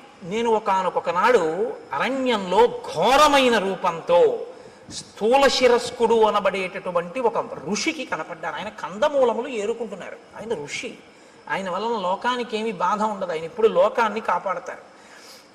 అటువంటి ఋషికి ఇప్పుడు నేను ఏ స్వరూపంతో ఉన్నానో అటువంటి రూపంతో కనపడ్డాను. ఆయనకి ఏదో సంతోషం వేసిన అలా కనపడితే హడిపోతాడని ఆయన వెనక్కి తిరిగి చూశాడు. నిజంగానే మనసులో ఉలిక్కి పడ్డాడు. అయ్యబాబు ఇదేమిటి ఇలా ఉంది ఈ ప్రాణి. అయితే వాళ్ళది నిర్భయత్వం. ఎక్కడ నిర్భయత్వం? అద్వైతమే నిర్భయత్వం. రెండోది ఉందంటే భయం, ఉన్నదొక్కటే అంటే భయం ఏమిటి? ఇంకా భయపడడానికి ఏముంటుంది? అదే అద్వైతం. కాబట్టి ఆయన వెంటనే ఏమన్నాడంటే శాపవాక్కుని విడిచిపెట్టాడు. ఏతదేవ నృశంసంతే రూపమస్తు విగర్హితం. నీకు ఇటువంటి నింద్యమైనటువంటి రూపం కావాలనుకున్నావు. నృశంసం విగర్హితం, క్రూరమైన నింద్యమైన, రెండు మాటలు వేశాడు. ఈ రూపం ఎలా ఉంది? నింద్యంగా ఉంది, చూడ్డానికి అసహించుకునేటట్టుంది, ఘోరంగా ఉంది. చేతులు ఒక్కటి ఉండి ఏమిటి ఆ స్వరూపం ఏమిటి, ఆ కనపడడం ఏమిటి? అప్పటికి తలకాయ ఉంది ఆయనకి ఇంకాను. కాబట్టి నువ్వు ఇలాగే అరణ్యంలో పడి ఉండు అన్నాడు. ఇప్పుడు అసలు ఉన్న అందం పోయింది. ఇప్పుడు ఏం చేశాడు? ఉన్న అహంకారం అప్పుడు పోయి మహర్షి కాళ్ళ మీద పడ్డాడు. ఇప్పుడు మీరు నన్ను మాట అడగచ్చు ఏంటంటే, అంటే మరి పాపం ఆ పాటి దానికి ఏదో బుద్ధి చెప్పాలి కానీ అలా బొత్తిగా శాపం ఇచ్చేయడం ఏమిటండి అంటే, మీరు జ్ఞాపకం పెట్టుకోండి, శాపం ఎప్పుడూ కూడా అనుగ్రహము. శాపవాక్కు అందరూ శాపానుగ్రహము అంటారు. దాని చేత మార్పు తీసుకొస్తారు తప్ప అలాగే పడి ఉండు అని అనరు. ఆ బాధ తెలిస్తే ఆ తరువాతి కాలంలో ఏమవుతాడంటే ఇంకెప్పుడూ ఇటువంటి తప్పు పని చేయకుండా లోకానికి ఉపకారం చేస్తాడు. ఇక లోకోపకారం మొదలు పెడతాడు. అవతల వాడి బాధ తన బాధగా స్వీకరించి అవతల వాడికి మాట సాయమో చేతి సాయమో ఏదో ఒక సాయం మొదలు పెడతాడు. ఈ ప్రవృత్తి ఎక్కడ రావాలంటే లోపల దిద్దుబాటు జరగాలి. లోపల దిద్దుబాటు జరగాలి అంటే కొంతకాలం కష్టపడాలి, తప్పదు. ఏళ్ళనాటి శని జాతకంలోకి వచ్చిందనుకోండి, ఎందుకు భయపడతారు? ఆయన కష్టపెడతాడు. శనైహి శనైహి చరహ, మెల్లమెల్లగా వెడుతూ కష్టపెడతాడు. కానీ ఆ కష్టపెట్టడం వల్ల ఏమవుతుందో తెలుసా అండి? గొప్ప పరిణతి వస్తుంది, గొప్ప అనుభవం వస్తుంది. తరువాతి కాలంలో ఆయన కీర్తికి కారణమవుతుంది. అందుకే ఏలినాటి శనిని ఎప్పుడూ దూషించకూడదు. మీరు ఆయన్ని నమస్కారం చేసి ప్రార్థన చేస్తే ఆయన దాన్ని ఇంకొకలా మారుస్తాడు. ప్రతిరోజు తిరగవలసిన దాన్ని గుడి చుట్టూ తిరగడంగా మారుస్తాడు భక్తి ఇచ్చి. కాబట్టి ఇప్పుడు శాపానుగ్రహం ఎందుకు ఇస్తారు? మార్పు తీసుకురావడం కోసం ఇస్తారు. వెంటనే తనకు అర్థమైంది, అయ్య బాబోయ్ ఇలా ఉండడమా, పడ్డాడు మహర్షి కాళ్ళ మీద. ఇప్పుడు పడి అన్నాడు, ఎప్పుడు నాకు ఈ శాప విమోచనం అని అడిగాడు. అయితే మారేవు కదా, ఇప్పుడే అన్నారు అనుకోండి, ఆ బుద్ధి మళ్ళీ మారిపోతుంది. అందులో ఆ బాధ ఏమిటో తెలియాలి. ఆయన అన్నాడు, యదాచిత్వా భుజౌ రామ త్వాం దహే ద్విజనే వనే తదాత్వం ప్రాప్స్యసే రూపం స్వమేవ విపులం శుభం. నీవు అరణ్యంలో పడి ఉండి ప్రాణుల్ని తింటుంటే ఒకానొకప్పుడు రామచంద్రమూర్తి అరణ్యంలోకి వచ్చి నీ భుజములను తెగనరుకుతారు. ఆ తెగనరికి అరణ్యంలో నిన్ను కాల్చేస్తారు. ఎందుకంటే ఆ ప్రాణి అలా ఉండిపోవడానికి వీల్లేదుగా, కాల్చబడాలి. సంస్కారం రాముడి దగ్గర ఉన్న గొప్పతనం అదే. మీతో నేను మనవి చేశా. అంత్యేష్టి సంస్కారం చేస్తాడు ఆయన. ప్రాణిని కాల్చేస్తాడు. అంటే చనిపోయినటువంటి ప్రాణిని అలా వదిలిపెట్టి వెళ్ళిపోడు, దానికి అంత్యేష్టి చేస్తాడు. పొద్దున్నే భోజనం చేస్తూ గోపాలకృష్ణ గారు నేను దాని గురించే కాసేపు ముచ్చటించాం. అలా ఎందుకు చేస్తాడండి రాముడు అని ఆయన ఏదో ప్రశ్న వేస్తే చెప్తున్నాను. ప్రతి ప్రాణికి కూడా దేవతలు ఆవహించి ఉంటారు. పాణి చెయ్యి ఉందనుకోండి ఇంద్రుడు ఉంటాడు, వాక్కు అగ్నిహోత్రం ఉంటుంది, కన్ను సూర్యుడు ఉంటాడు. ఇప్పుడు మీరు విడిచిపెట్టి వెళ్ళిపోయారనుకోండి, విడగొట్టాలి మంత్రం చేత. విడగొట్టేసేసి, అంటే ప్రత్యేకించి మనుష్య శరీరానికైతే, మిగిలిన వాటికైతే ప్రాణ అపాన వ్యాన ఉదాన సమాన నాగ కూర్మ కృకర ధనంజయ దేవదత్తముల్లో ధనంజయం అన్న వాయువు చేసేస్తుంది. మనుష్య ప్రాణికి ఈ దేవతలందరినీ కూడా మంత్రభాగంతో విడతీసేస్తారు. విడతీసి మళ్ళీ ఈ శక్తుల్ని దేవతల్లో కలుపుతారు. కలిపి జడమైపోయి మిగిలిపోయినటువంటి దేహాన్ని అగ్ని యందు దహించేస్తారు. కాబట్టి అది సంస్కారం. అంత్యేష్టి సంస్కారం 16వ సంస్కారం. అన్ని 16 మీదే నడుస్తాయి సనాతన ధర్మంలో మనిషి జీవితం. అందుకని షోడశ కళా ప్రపూర్ణుడు చంద్రుడు, షోడశ సంస్కార ప్రపూర్ణుడు మనుష్యుడు. అంటే 16వ సంస్కారంగా అంత్యేష్టి జరగాలి. కాబట్టి రాముడు ఎక్కడెక్కడ ఇటువంటి శరీరాలు కనపడ్డా వాటిని ఆయన దహిస్తాడు. అందుకని నువ్వు రాముడి చేత వధింపబడి దహింపబడితే నీ పూర్వరూపం వస్తుంది. ఇక్కడ మీరు ఒక విషయాన్ని కనిపెట్టాలి. ఎవరికైనా తెలియదేమో కానీ మునులకు మాత్రం తెలిసి రామావతారం వస్తుంది. ఈ దేశంలో త్రికాల వేదులు వాళ్ళు. అందుకే ఈ దేశంలోనే ఒక గొప్ప శాస్త్రం ఉంది, జ్యోతిషము అని. వేద పురుషునికి జ్యోతిషము నేత్రస్థానంలో ఉంటుంది, వేదాంగము అని. అంటే ఇప్పుడు కళ్ళు లేనివాడు ఉన్నాడు అనుకోండి, మీరు గుళ్ళోకి తీసుకొచ్చి విగ్రహం దగ్గరికి తీసుకెళ్ళి ఇదిగో ముట్టుకో, ఇది గణపతి, ఇదిగో ఇలా ముట్టుకో తొండం అన్నారనుకోండి, ఆయన చూసి ఓహో అంటాడు. అదిగో అవే ధ్వజస్తంభకు చిరుగంటలు అన్నారనుకోండి, ఆయన చూడగలరా? అదే శిఖ గోపురం అన్నారనుకోండి, ఆయన చూడలేడు, మీరు గోపురం ఎక్కించలేరు. దూరంగా ఉన్నది చూడడానికి కన్ను పనికొస్తుంది, కాలంలో వచ్చేదాన్ని లెక్క కట్టడానికి జ్యోతిషం పనికొస్తుంది. అందుకని వేద పురుషుడికి నేత్రస్థానంలో ఉంటుంది జ్యోతిష శాస్త్రం వేదాంగంగా. కాబట్టి మహర్షులు త్రికాల వేదులు, వాళ్ళకి అన్నీ తెలుసు ఏం జరగబోతోందో. కాబట్టి వాళ్ళు రాబోయే రామావతారాన్ని లెక్కలోకి తీసుకున్నాడు ఆయన. తీసుకుని రామావతారం వచ్చి రాముడు అడవికి వచ్చాక రాముడి చేతిలో నీ చేతులు ఖండింపబడి నీ దేహము దహింపబడితే నీకు మళ్ళీ యథారూపం వస్తుంది. కాబట్టి రామ ఇందుకు నీ సంతోషించాను, నా చేతులు నరికేవాడు వచ్చాడని. ఎవడో నరికాడా? రాముడే నరికాడా? అందుకు అడిగాను. కాబట్టి రామ నేను ఎవరు పూర్వం అంటే శ్రియోమాం మధ్యమం పుత్రం ధనుం నామ్నాచ దానవం ఇంద్రకోపాదిదం రూపం ప్రాప్తమేవం రణాజిరే. నేను శ్రీ అనబడేటటువంటి వాని యొక్క మధ్యమపుత్రుడైన ధనువు అనబడేటటువంటి పేరున్నవాడిని. నాకు స్థూల శిరస్కుడు అనబడేటటువంటి ఋషి శపిస్తే నేను అక్కడతో ఊరుకోలేదు. ఆ రూపం వచ్చే లోపల నేను బ్రహ్మగారి గురించి ఘోరమైన తపస్సు చేశాను. బ్రహ్మగారు ప్రత్యక్షమై అన్నాడు, దీర్ఘాయుష్మాన్ భవ అన్నాడు. అని ఆయన వెళ్ళిపోయాడు.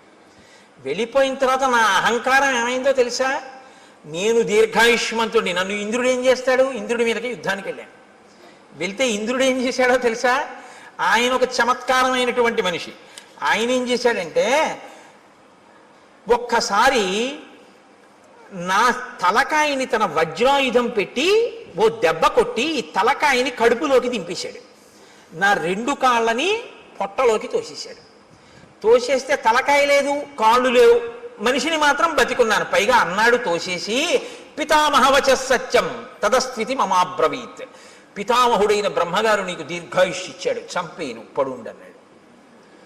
అప్పుడు నేనన్నాను, అయ్య బాబోయ్, పితామహుడు ఇచ్చాడు వరం బానే ఉంది, అహంకారంతో నేనేదో సాధించాననుకున్నవి ఇలాగే వస్తాయి తిరిగి. కాబట్టి వినయంతో చేసినవి, భక్తితో చేసినవి ఉద్ధరిస్తాయి, కానీ అహంకృతితో చేసినవి పనికొచ్చేవి కావు. చిట్ట చివరికి వచ్చి ఇలాగే కట్టి కుడుపుతాయి. కాబట్టి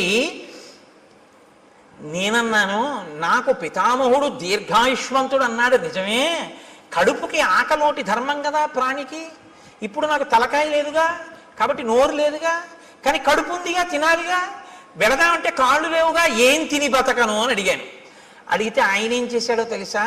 ఏవముక్తస్తు మే శక్రో బాహు యోజనమాయతౌ ప్రాదాదాస్యంచమే కుక్షౌ తీక్షణ దంస్త్రం అకల్పయత్. నాకు పెద్ద పెద్ద కోరలు పెట్టి, నా గుండెల దగ్గర కన్ను పెట్టి, నాకు యోజనమంత పొడుగైన చేతులు ఇచ్చి, నువ్వు బతకవలసింది దీర్ఘాయుష్మంతుడవై బతికుండడానికే తప్ప అంతకన్నా ఎందుకురా నువ్వు బతికుండి నువ్వేం చేయాలి లోకానికి? అని నీ చేతులతో తడువుకు తింటుండు పడుండు అన్నాడు. అంటే దారుణమైన జన్మ ఏదో తెలుసా అండి? తినడానికి బతికే జన్మ కదండి. ఇప్పుడు అంతిమంగా తీర్పు ఎక్కడికి వచ్చింది? ఆయన దీర్ఘాయుష్మంతుడు దేనికి? తింటాడు, బతుకుతాడు.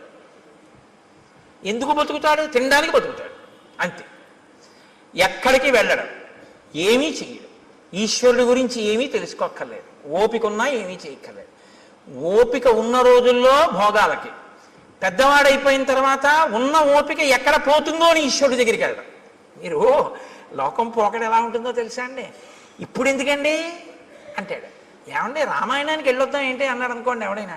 ఏంటండి ఇప్పటి నుంచి రామాయణం అవన్నీ? మరి ఎప్పుడండి అని మీరు అడిగారు అనుకోండి, రిటైర్ అయిపోయాక. రిటైర్ అయిపోయిన తర్వాత కూడా నువ్వు ఉంటావని ఎవరైనా రాసిచ్చారా నీకు బాండ్ పేపరు? దంతంబుల్ పడనప్పుడే తనువుయందు ఆరూఢియున్నప్పుడే కాంతాసంఘము రోజనప్పుడే జరాక్రాంతంబు కానప్పుడే వింతల్మేన చరించునప్పుడే కురుల్ వెల్వెల్ల కానప్పుడే చింతింపన్వలమీ పదంబుజములం శ్రీకాళహస్తీశ్వర. ఇంకా నువ్వేం చేస్తావు? 60 ఏళ్ళు వచ్చేసి రిటైర్ అయిపోయిన తర్వాత అప్పుడు పూజపీఠ మీదకి వెళ్ళి కూర్చుని ఆ చెమ్యా అంటే నీకు తెలియదు. ఓ గుళ్ళోకి వెళ్ళి మంత్రపుష్పానికి ముందు నీళ్ళు వస్తే తీర్థం కింద గుచ్చేసుకుంటూ ఉంటాడు లోపలికి. ఎందుకంటే మంత్రపుష్పం ముందు చేయగడుక్కోమని వేశారు చేతిలో, ఆయనకి తెలియదు. అప్పుడు మళ్ళీ అర్చక స్వామి అయ్యో తాగేకండి అయ్యాలాగా తీర్థంగాలు చేయగడుక్కోండి అంటే అప్పుడు ఆ చేతి నీళ్లు తీసుకెళ్ళి ఆయన పళ్ళల్లోనే కడిగేస్తాడు. అంటే అదో వాష్ బేసిన్ అనుకుంటాడు. అమ్మ బాబు నా అదృష్టం రా, ఇలాంటి భక్తుడు వచ్చాడు ఇవ్వాలని ఆయన అనుకోవాలి. లేరని మీరు అనుకుంటున్నారా? ఎక్కడిది ఈ అజ్ఞానం? ఓపికండగా ఆర్జించడానికి తినడానికి తప్ప ఈశ్వరుడు గురించి తెలుసుకోవడానికి పనికి రాలేదు. ఒక్కొక్కడి జీవితం అసలు అలాగే తెల్లారు. అసలు ఎప్పుడు దేనికి అంటే తినడం. తింటుంటాడు అది తింటుందో రోజున. చెప్పానుగా, అన్నం అంటే తినున్నది, మన చేత తినబడున్నది, మనని తినున్నది, 2 అర్థాలు. కాబట్టి అది తినేస్తుందో రోజు అయిపోయింది అంతే. కాబట్టి నీకు దీర్ఘాయుష్యే కదరా కావాలి. దానికి ఓ నోరు చాలు, ఆహారాన్ని చూసుకోవడానికి ఒక కన్ను చాలు, వెతుక్కు లాక్కోవడానికి 2 చేతులు చాలు. నువ్వు ఎక్కడికి వెళ్ళాలి? ఓ గుడికి వెళ్ళాలా, గోపురానికి వెళ్ళాలా? ఉంటే భయపెడతావు ఎక్కడికన్నా వెడితే. అని ఎందుకు నాన్న అలా పడుండు, దీర్ఘాయుష్మంతుడు అయి ఉండు. ఇప్పుడు తెలిసింది బాధ ఏమిటో. ఎందుకు చేశానా తపస్సు, ఎందుకు వెళ్ళానా ఇంద్రుడి మీదకి, ఎందుకు కనపడ్డానా ఋషికలాగా అని ఏడుస్తూ ఇన్ని వేల సంవత్సరాల నుంచి ఇక్కడ పడున్నా. అలా వస్తే తడువుకోను తిన్నాం. ఎప్పుడు నరికేస్తాడా ఈ చేతులను చూస్తూ కూర్చున్నాను రామా. ఇప్పుడు నువ్వు ఈ చేతులు నరికి ఒళ్ళు కాల్చేయి. ఎంత తొందరపడిపోయాడో తెలుసా అండి? సూర్యాస్తమయం అయిపోతోంది, అలిసిపోయిన రథాలతో వెళ్ళిపోతున్నాడు సూర్యుడు. సూర్యాస్తమయం అయితే కాల్చవు నువ్వు, ధర్మం. రామచంద్రమూర్తి చెయ్యడు అంచేసి సూర్యాస్తమయం అయితే. కాబట్టి అవ్వకుండా తొందరగా నన్ను ఒక గొయ్యి తీయించి అందులో పడేసి భూమి మీద పడుకోబెట్టి అంటించడానికి ఏం కుదరదు, అంత పెద్ద రాక్షసాకారం అది. ఇప్పుడు గోతిలో పారేసి దాని నిండా కట్టెలు పారేసి అగ్నిహోత్రం వెలిగించేస్తే నేనేం తొందరగా కాలుతాను అనుకుంటున్నావా? కదలిక లేదు కదండి, ఫ్యాట్ ఎలా డైల్యూట్ అవుతుంది? కాబట్టి ఒళ్ళంతా నీతి ముద్దలా కొవ్వు పట్టేసింది. ఇప్పుడు కొవ్వు పట్టాన కాలదు, అది అలా కాలుతూనే ఉంటుంది. అందుకే కొవ్వొత్తి తొందరగా కాలిపోతున్నాయండి. దీపారాధనలో ఒత్తి కాలిపోయినట్టు కాలదు, అలా కొవ్వు కరుగుతూ దీపం అలా కిందకు వస్తూ ఉంటుంది. ఆ కొవ్వు అంతా కాలాలి. కాబట్టి రామ చాలాసేపు పడుతుంది నా ఒళ్ళు కాలిపోవడానికి. అందులో తొందరగా ఓ గొయ్యి తవ్వించి తోసేసి కాల్చేయి. నాకు ఇప్పుడు ఈ శరీరంతో ఉంటే స్మృతి ఉండదు. నా అసలు శరీరం నాకు వచ్చేస్తే నాకు దివ్య స్మృతి కలుగుతుంది, ఎక్కడ ఏం జరిగిందో తెలుసుకోగలను. అప్పుడు నీ భార్యను ఎవరు అపహరించారో నేను చెప్తాను, నీకు నేను ఆ సాయం చేస్తాను. ఇత పూర్వం ఎప్పుడైనా అన్నాడండి ఇలాంటి మాటలు? ఎవడన్నా మంచిగా ఉంటే వాడిని బాధ పెట్టాడు. ఇప్పుడు అవతల వాడి బాధలో ఆ శరీరం వస్తే వెంటనే నీకో మాట సాయం చేస్తానంటున్నాడు. ఈ మార్పు కోసం శాపానుగ్రహం ఇస్తారు. మీరు బాగా పట్టుకుంటే ఋషులు ఏదో తపస్సు ఉంది కదా అని శాపవాక్కు విడిచిపెట్టరు, వాళ్ళ తపస్సు పోతుంది.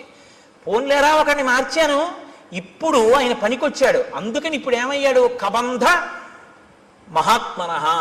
ఈ కబంధుడు మహాత్ముడు అన్నారు వాల్మీకి మహర్షి. ఎందుకంటే మార్పు ఎక్కడొచ్చిందో వాడు చాలా గొప్పవాడు.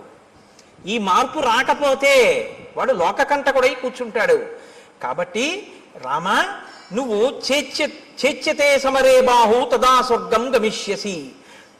ఇంద్రుడు కూడా ఏమన్నాడంటే, నీ 2 బాహువులు రాముడు ఎప్పుడు తరిగేస్తే అప్పుడు మళ్ళీ స్వర్గానికి వెళ్దుగానే అలా పడుండి అన్నాడు. అందుకని తొందరగా నాకు అంత్యేష్టి సంస్కారం చేసేసి.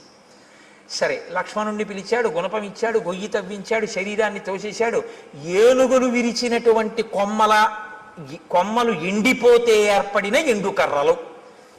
మహర్షి, అమ్మో వాల్మీకి రామాయణం అండి, ఎంత జాగ్రత్తగా రచన చేస్తారో తెలుసా?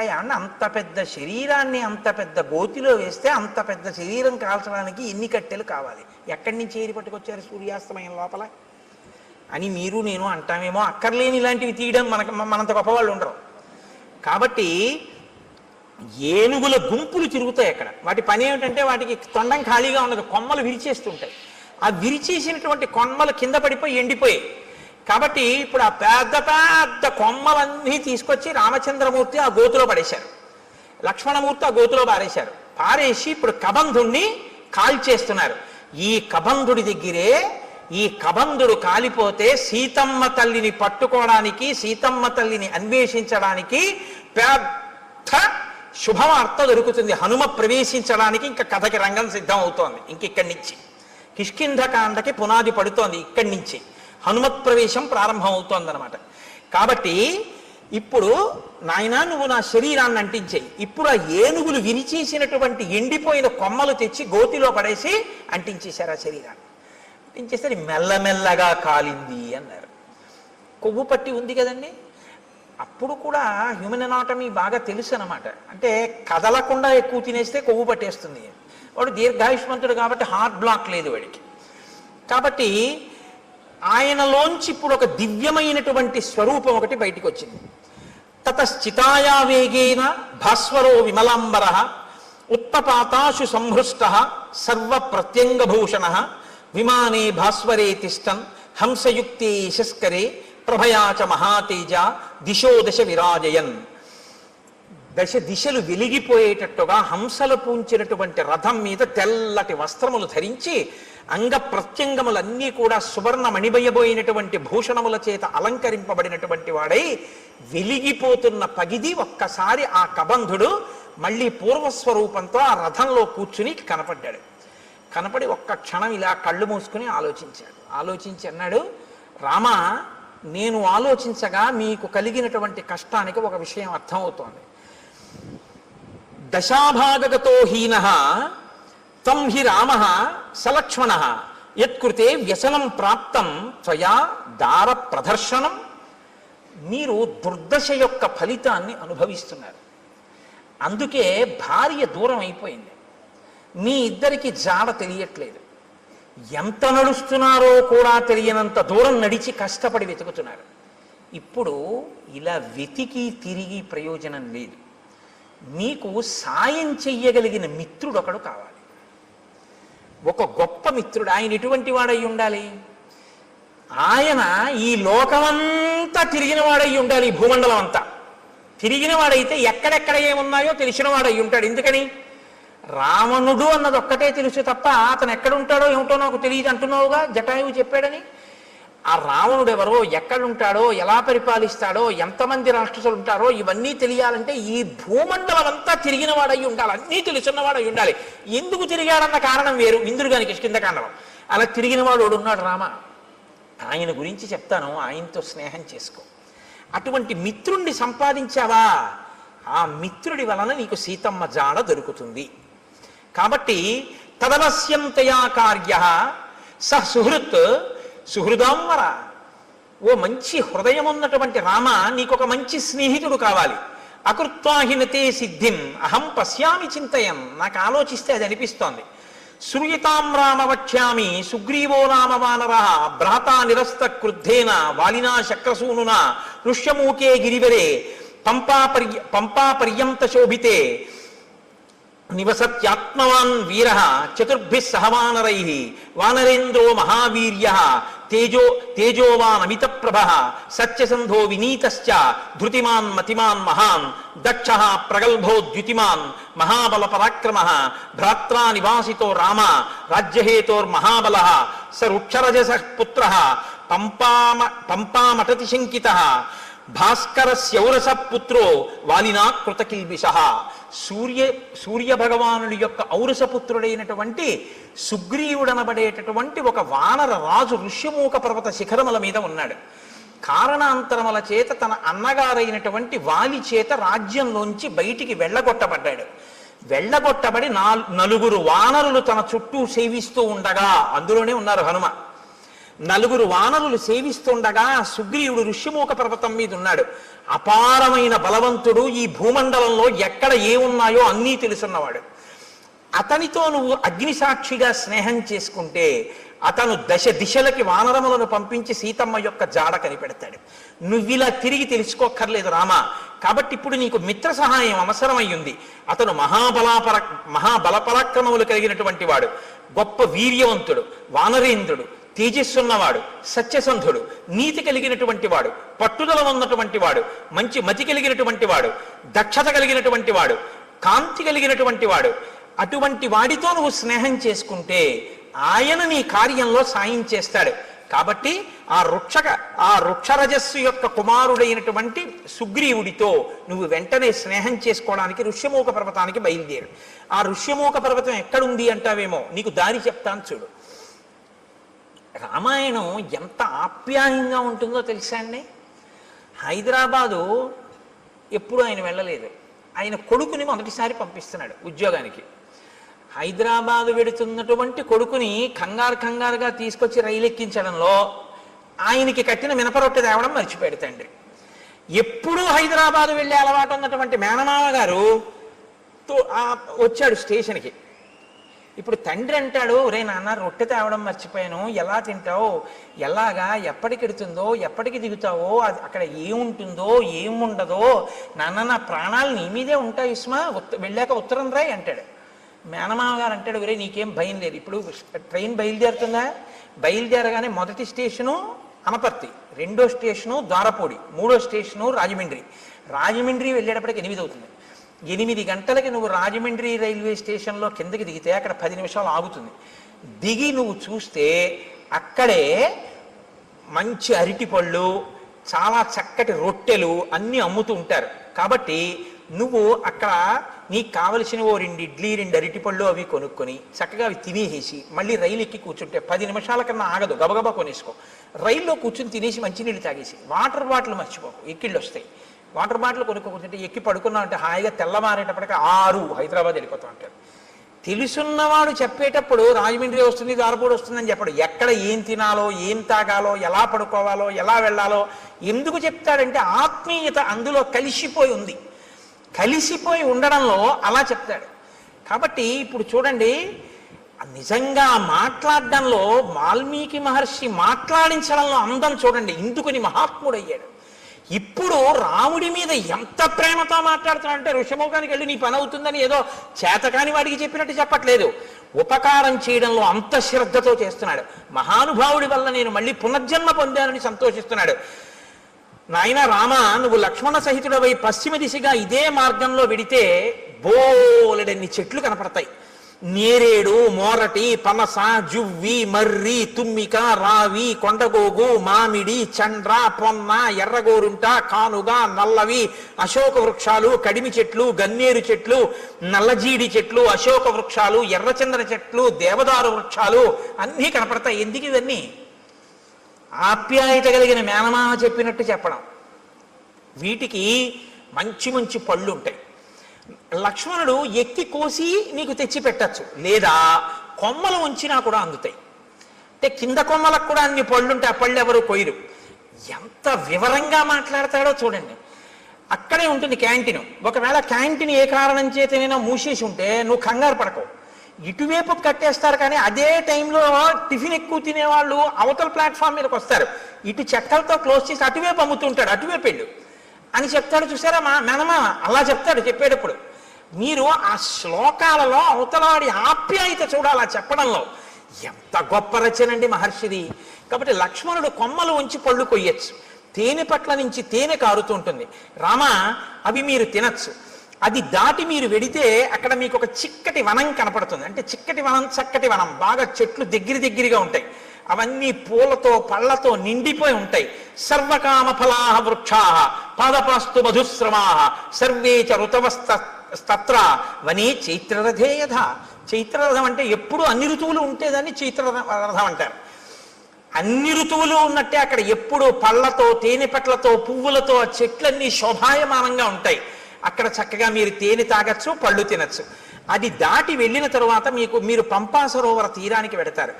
రామ పంపా సరోవర తీరంలో ఒడ్డున ఎక్కడా కూడా అసలు గులకరాళ్ళు ఉండవు. సాధారణంగా నది ఒడ్డున అన్ని చోట్ల గులకరాళ్ళు ఉంటాయి. గులకరాళ్ళు ఉంటే ఏమిటి అని మీరు అడగచ్చు. రాముడు పాదుకలు లేకుండా నడుస్తున్నాడు, గులకరాళ్ళు ఉంటే గుచ్చుకుంటాయి కాళ్ళలో. కాబట్టి రామ పంపానది తీరంలో గులకరాళ్ళు ఉండవు. అంటే ఆయన కాళ్ళకి గుచ్చుకునేవి లేవు. ఎంత ప్రేమ చూడండి నా చెప్పడంలో. పంపానది తీరంలో గులకరాళ్ళు ఉండవు. ఆ నీళ్లు చల్లగా ఆ అందులో పుట్టినటువంటి పద్మముల యొక్క కింజిల్కముల నుండి రాలినటువంటి పుప్పుడితో సుగంధభరితములై తీయగా చల్లగా ఉంటాయి. ఎప్పుడు స్నానం చేద్దామా, ఎప్పుడు తాగుదామా అనిపిస్తుంది. రామ అక్కడ నాచు ఉండదు. కాబట్టి నువ్వు జాగ్రత్తగా పంచె పైకి తీసి కాలు జారుతుందేమో అని చూసుకుని వెయ్యక్కర్లేదు. ఆ కింద ఉన్నటువంటి ఇసుక నీకు కనపడుతుంది. ఆ నీరు వెండి పళ్ళెంలా ఉంటుంది, అంత స్వచ్ఛంగా ఉంటుంది. మహానందిలో ఉంటుంది సరోవరం, అలా ఉంటాయి నీళ్లు. రామ నీకు ఇంకొక విషయం చెప్తున్నాను. అక్కడ అనేకమైన పక్షులు ఆ ఒడ్డును తిరుగుతుంటాయి. వాటికి ఏం భయం ఉండదు. అవి చాలా స్వేచ్ఛగా తిరుగుతుంటాయి. అవి ఎంత రుచిగా ఉంటాయో తెలుసా రామ? ఘృతపిండోపమాన్ స్థూలాంతాన్ ద్విజాన్ భక్షయిష్యథ రోహితాన్ వక్రతుండాశ్చ నడమీనాంశ్చ రాఘవ. రామ పెద్ద పెద్ద చేపలు, ముళ్ళున్నవి, రెక్కలున్నవి ఆ నదిలో తిరుగుతుంటాయి పంపా సరోవరంలో. నీతి ముద్ద ఎలా ఉంటుందో అంత కమ్మగా ఉంటాయి అక్కడ ఉన్న పక్షులు. మాంసాహారం ఉన్న వాళ్ళు ఎవరైనా ఉంటే నోరూరే ప్రయత్నంలో ఉండకండి. కాబట్టి అంత కమ్మటి రుచి కలిగినటువంటి పక్షులు ఉంటాయి. కాబట్టి పాంసాయాం యుషుభి మచ్చాన్ తత్ర రామ వరాన్ హతాన్ నిస్త్వక్పక్షాన్ అయస్తప్తాన్ అకృషాన్ ఏకకంటకాన్. ఎంత వివరంగా చెప్తాడంటే ఆ నదిలో కొన్ని పక్షులు ఆ నదిలో తిరుగుతుంటాయి. గండు మీనులు, సొర్ర మీనులు, రొయ్యలు, చేపలు అన్నీ ఆడుకుంటూ ఉంటాయి. లక్ష్మణుడు బాణంతో గుచ్చి వాటిని పైకి తీస్తాడు. తీసి అగ్నిహోత్రం మీద ఆ బాణంతో ఇలా తిప్పితే ఎర్రగా కాల్తాయి. నువ్వు అక్కడ ఒడ్డున కూర్చోరామా, కూర్చుంటే ఒక్కొక్క చేపని కాల్చి పట్టుకొస్తాడు. ఆ పక్షిని కొట్టి కాల్చి పచనం చేసి ఆ నీతి ముద్దలా ఉన్న పక్షి మాంసం తీసుకొచ్చి పెడతాడు. చక్కగా నువ్వు ఆ ఒడ్డున కూర్చొని కమ్మగా తిన్న తర్వాత దాహం వేస్తుంది. ఎందుకంటే నీతి ముద్దలా కదా ఉంటాయి. దాహం వేస్తే లక్ష్మణుడు ఏం చేస్తాడో తెలుసా? భృశం తే ఖానతో మచ్చాన్ పంపాయాహ పుష్ప సంచయే పద్మగంధి శివం వారి సుఖశీత మనామయం ఉధృత్య సతతాక్లిష్టం రౌప్య స్ఫాటిక సన్నిభం అసౌ పుష్కరవర్ణేన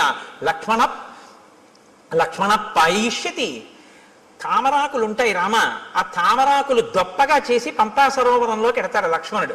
ఆ నీళ్ళు ఎలా ఉంటాయో తెలుసా? వెండి రేకు బోర్లించినట్టు ఉంటాయి, తెల్లగా. అడుగునున్నటువంటి ఇసుక కనపడుతుంటుంది. దాంట్లో బోలెడన్ని పద్మాలు ఉంటాయి. పద్మాలకి కింజిల్కాలు ఉంటాయి. వాటిలోంచి ఆ పుప్పుడంతా నీటి మీద పడుతుంది. అందుకని మంచి ఏదో అన్ని రకాల పదార్థాలతోటి శివాభిషేకం చేస్తే వచ్చిన తీర్థం అన్ని రుచులు కలిసి మంచి సుగంధ ద్రవ్యాలతో సువాసనతో ఎలా ఉంటుందో అలా ఉంటాయి ఆ నీళ్లు. ఆ నీళ్లు తామరాకు దొప్పతో తెచ్చి నీకు ఇస్తాడు. నువ్వు చక్కగా ఏం చేస్తావంటే తామరాకు దొప్పతో చల్లటి నీళ్లు తాగు. సాయంకాలం వేళలో నువ్వు ఆ పంపా సరోవర ప్రాంతంలో తిరుగుతుంటే జింకలు, లేళ్లు తిరుగుతుంటాయి. చెట్లన్నీ పువ్వులెట్టుకున్నాయా అన్నట్టుగా పువ్వులతో శోభిస్తుంటాయి. నీకు సీతమ్మ కనపడలేదు అన్న బెంగ నీకు తీరుతుంది. రామ, అక్కడ పుష్పమాలలు కొన్ని పడి ఉంటాయి. ఆ పుష్పమాలలు ఎన్ని సంవత్సరములైన వాడవు. ఎందుకో తెలుసా? నతాని కశ్చిన్ మాల్యాని తత్రారోపయితా నరః నచ వై మ్లానతామ్యాంతి నచ శీర్యంతి రాఘవ. మతంగ మహర్షి యొక్క శిష్యులు గురువుగారికి సేవ చేయడం కోసమని అక్కడికి వచ్చి దర్భలవి సేకరిస్తున్నప్పుడు వాళ్ళ శరీరానికి కలిగినటువంటి శ్రమ వలన పుట్టినటువంటి స్వేద బిందువులు నేల మీద పడి పువ్వులై దండలయ్యాయి. ఆ దండలు ఎవరూ తీసి ధరించారు. వాళ్ళ ఆ శిష్యుల యొక్క చెమట పువ్వులైంది కాబట్టి ఆ పువ్వులు సూర్యరశ్మికి వాడవు, గాలికి ఒడిలిపోవు. అవి ఎన్ని సంవత్సరములైనా అలాగే ఉంటుంటాయి. ఆ మాలలు ఎవరు ధరించరు. నువ్వు అక్కడ మతంగ మహర్షి యొక్క ఆశ్రమం కనపడుతుంది. చాలా లోపలికి వెళ్ళడం చాలా కష్టం. గొన్నేనుగులు దాని చుట్టూ తిరుగుతూ ఉంటాయి. రామ, అక్కడే శబరి ఉంది ఇప్పుడు ఆ ఆశ్రమంలో. తేషాం గతానాం ఆద్యాపి దృశ్యతే పరిచారిణి శ్రమణీ శబరీనామ కాకుత్స చిరంజీవిని త్వాంతు ధర్మే స్థితా నిత్యం సర్వభూత నమస్కృతం దృష్ట్వా దేవోపమం రామ స్వర్గలోకం గమిష్యతి. నువ్వొక్కసారి ఆ ఆశ్రమంలోకి వెళ్ళి శబరిని చూస్తే శబరి నిన్ను చూసిన తరువాత స్వర్గలోకానికి వెళ్ళిపోతుంది. నీకోసమే ఎదురు చూస్తోంది. రామ, అక్కడ నుంచి కొంచెం ముందుకు వెడితే ఎప్పుడు ఏనుగులు తిరుగుతూ ఉంటాయి. ఆ ఏనుగులు తిరుగుతున్నటువంటి ప్రాంతానికి లోపలే మతంగ మహర్షి చేత నిర్మింపబడిన మతంగవనము అని ప్రసిద్ధికెక్కినటువంటి ఆశ్రమం ఉంది. అక్కడే పంపా సరోవరానికి తూర్పున ఋష్యమూకము అనేటటువంటి ఒక పెద్ద పర్వతం ఉంది. ఆ పర్వతం యొక్క గొప్పతనం ఏమిటో తెలుసా రామ? ఋష్యమూకస్య పంపాయా పురస్తాత్ పుష్పిత ద్రుమః సుదుఃఖారోహణో నామ శిశునాగాభిరక్షిత ఉదారో బ్రహ్మణా చైవ పూర్వకాలే వినిర్మిత శయాన పురుషో రామ తస్య శైలస్య మూర్ధని యత్ స్వప్నే లభతే విత్తం తత్ ప్రబుద్ధోదిగచ్చతి నత్వేనం విషమాచారః పాపకర్మాధిరోహతి యస్తు తం విషమాచారః పాపకర్మాధిరోహతి తత్రైవ ప్రహరంత్యేనం సుప్తమాదాయ రాక్షసాః తత్రాపి శిశునాగానాం ఆక్రంధ శ్రూయతే మహాన్ క్రీడతాం రామ పంపాయాం మతంగారణ్యవాసినాం. ఆ ఋష్యమూక పర్వత శిఖరములున్నాయే, ఆ శిఖరము పైకి ఎక్కడం చాలా చాలా కష్టం రామ. అందుకే ఆ శిఖరానికి పేరు ఏమని పిలుస్తారో తెలుసా? దాన్ని సుదుఃఖారోహణ శిఖరము అని పిలుస్తారు. ఎక్కడం చాలా కష్టం కాబట్టి ఆ శిఖరం మీదకి ఎవరూ ఎక్కలేరు. దాని చుట్టూ ఎప్పుడు గొన్నేనుగులు తిరుగుతుంటాయి, శిశునాగములు. కాబట్టి ఆ గొన్నేనుగులు గుంపులు గుంపులుగా తిరుగుతుంటాయి. పంపా సరోవరంలో నీళ్లు తాడి ఆడుకుంటుంటాయి. ఎవరైనా శిఖరం పైకెక్కి రాత్రి నిద్రపోయినప్పుడు వాళ్ళ కల్లో ఏం కనపడుతుందో అది వాళ్ళకి దొరుకుతుంది తెల్లవారేటప్పటికి. పాపాచారం కలిగిన వాళ్ళు ఋష్యమూక పర్వతం మీదకి ఎక్కి ఉండలేరు. ఒకవేళ ఉన్నా వాళ్ళకి నిద్ర పట్టగానే రాక్షసులు వచ్చి చంపేస్తారు. కాబట్టి ఏమర్థం అవుతోంది? ఋష్యమూక పర్వతం మీదున్న సుగ్రీవుడు నలుగురు వానరులు పాపాచారము కలిగిన వారు కారు. వారు పాపాచారులు అని వాలి తరిమేశాడు తప్ప వాళ్ళు నిజమునకు పాపాచారులు కారు. అటువంటి వారైతే రామా నిన్ను వాళ్ళతో సంధి చేసుకోమని చెప్పడం, ఇది దాని అర్థం. కాబట్టి యత్ స్వప్నే లభతే విత్తం తత్ప్రబుద్ధోధిగచ్చతి. రాత్రి కల్లో ఏం కనపడిందో అది తెల్లవారేటప్పటికీ ఆ కొండ మీద దొరుకుతుంది. కాబట్టి రామ, ఆ పర్వత శిఖరం మీదకి వెడితే అక్కడ ఒక గొప్ప గుహ ఒకటి ఉంది.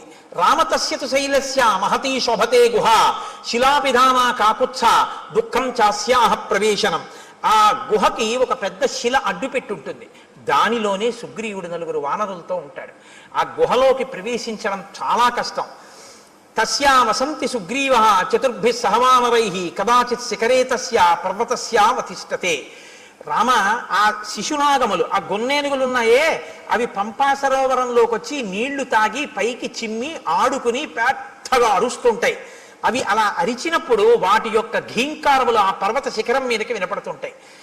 అప్పుడప్పుడు సుగ్రీవుడు గుహలోంచి బయటికి వచ్చి నలుగురు వానరులతో కలిసి ఆ శిఖరం మీద కూర్చుని చూస్తూ ఉంటాడు. ఇవన్నీ అక్కడే ఉన్నాడు.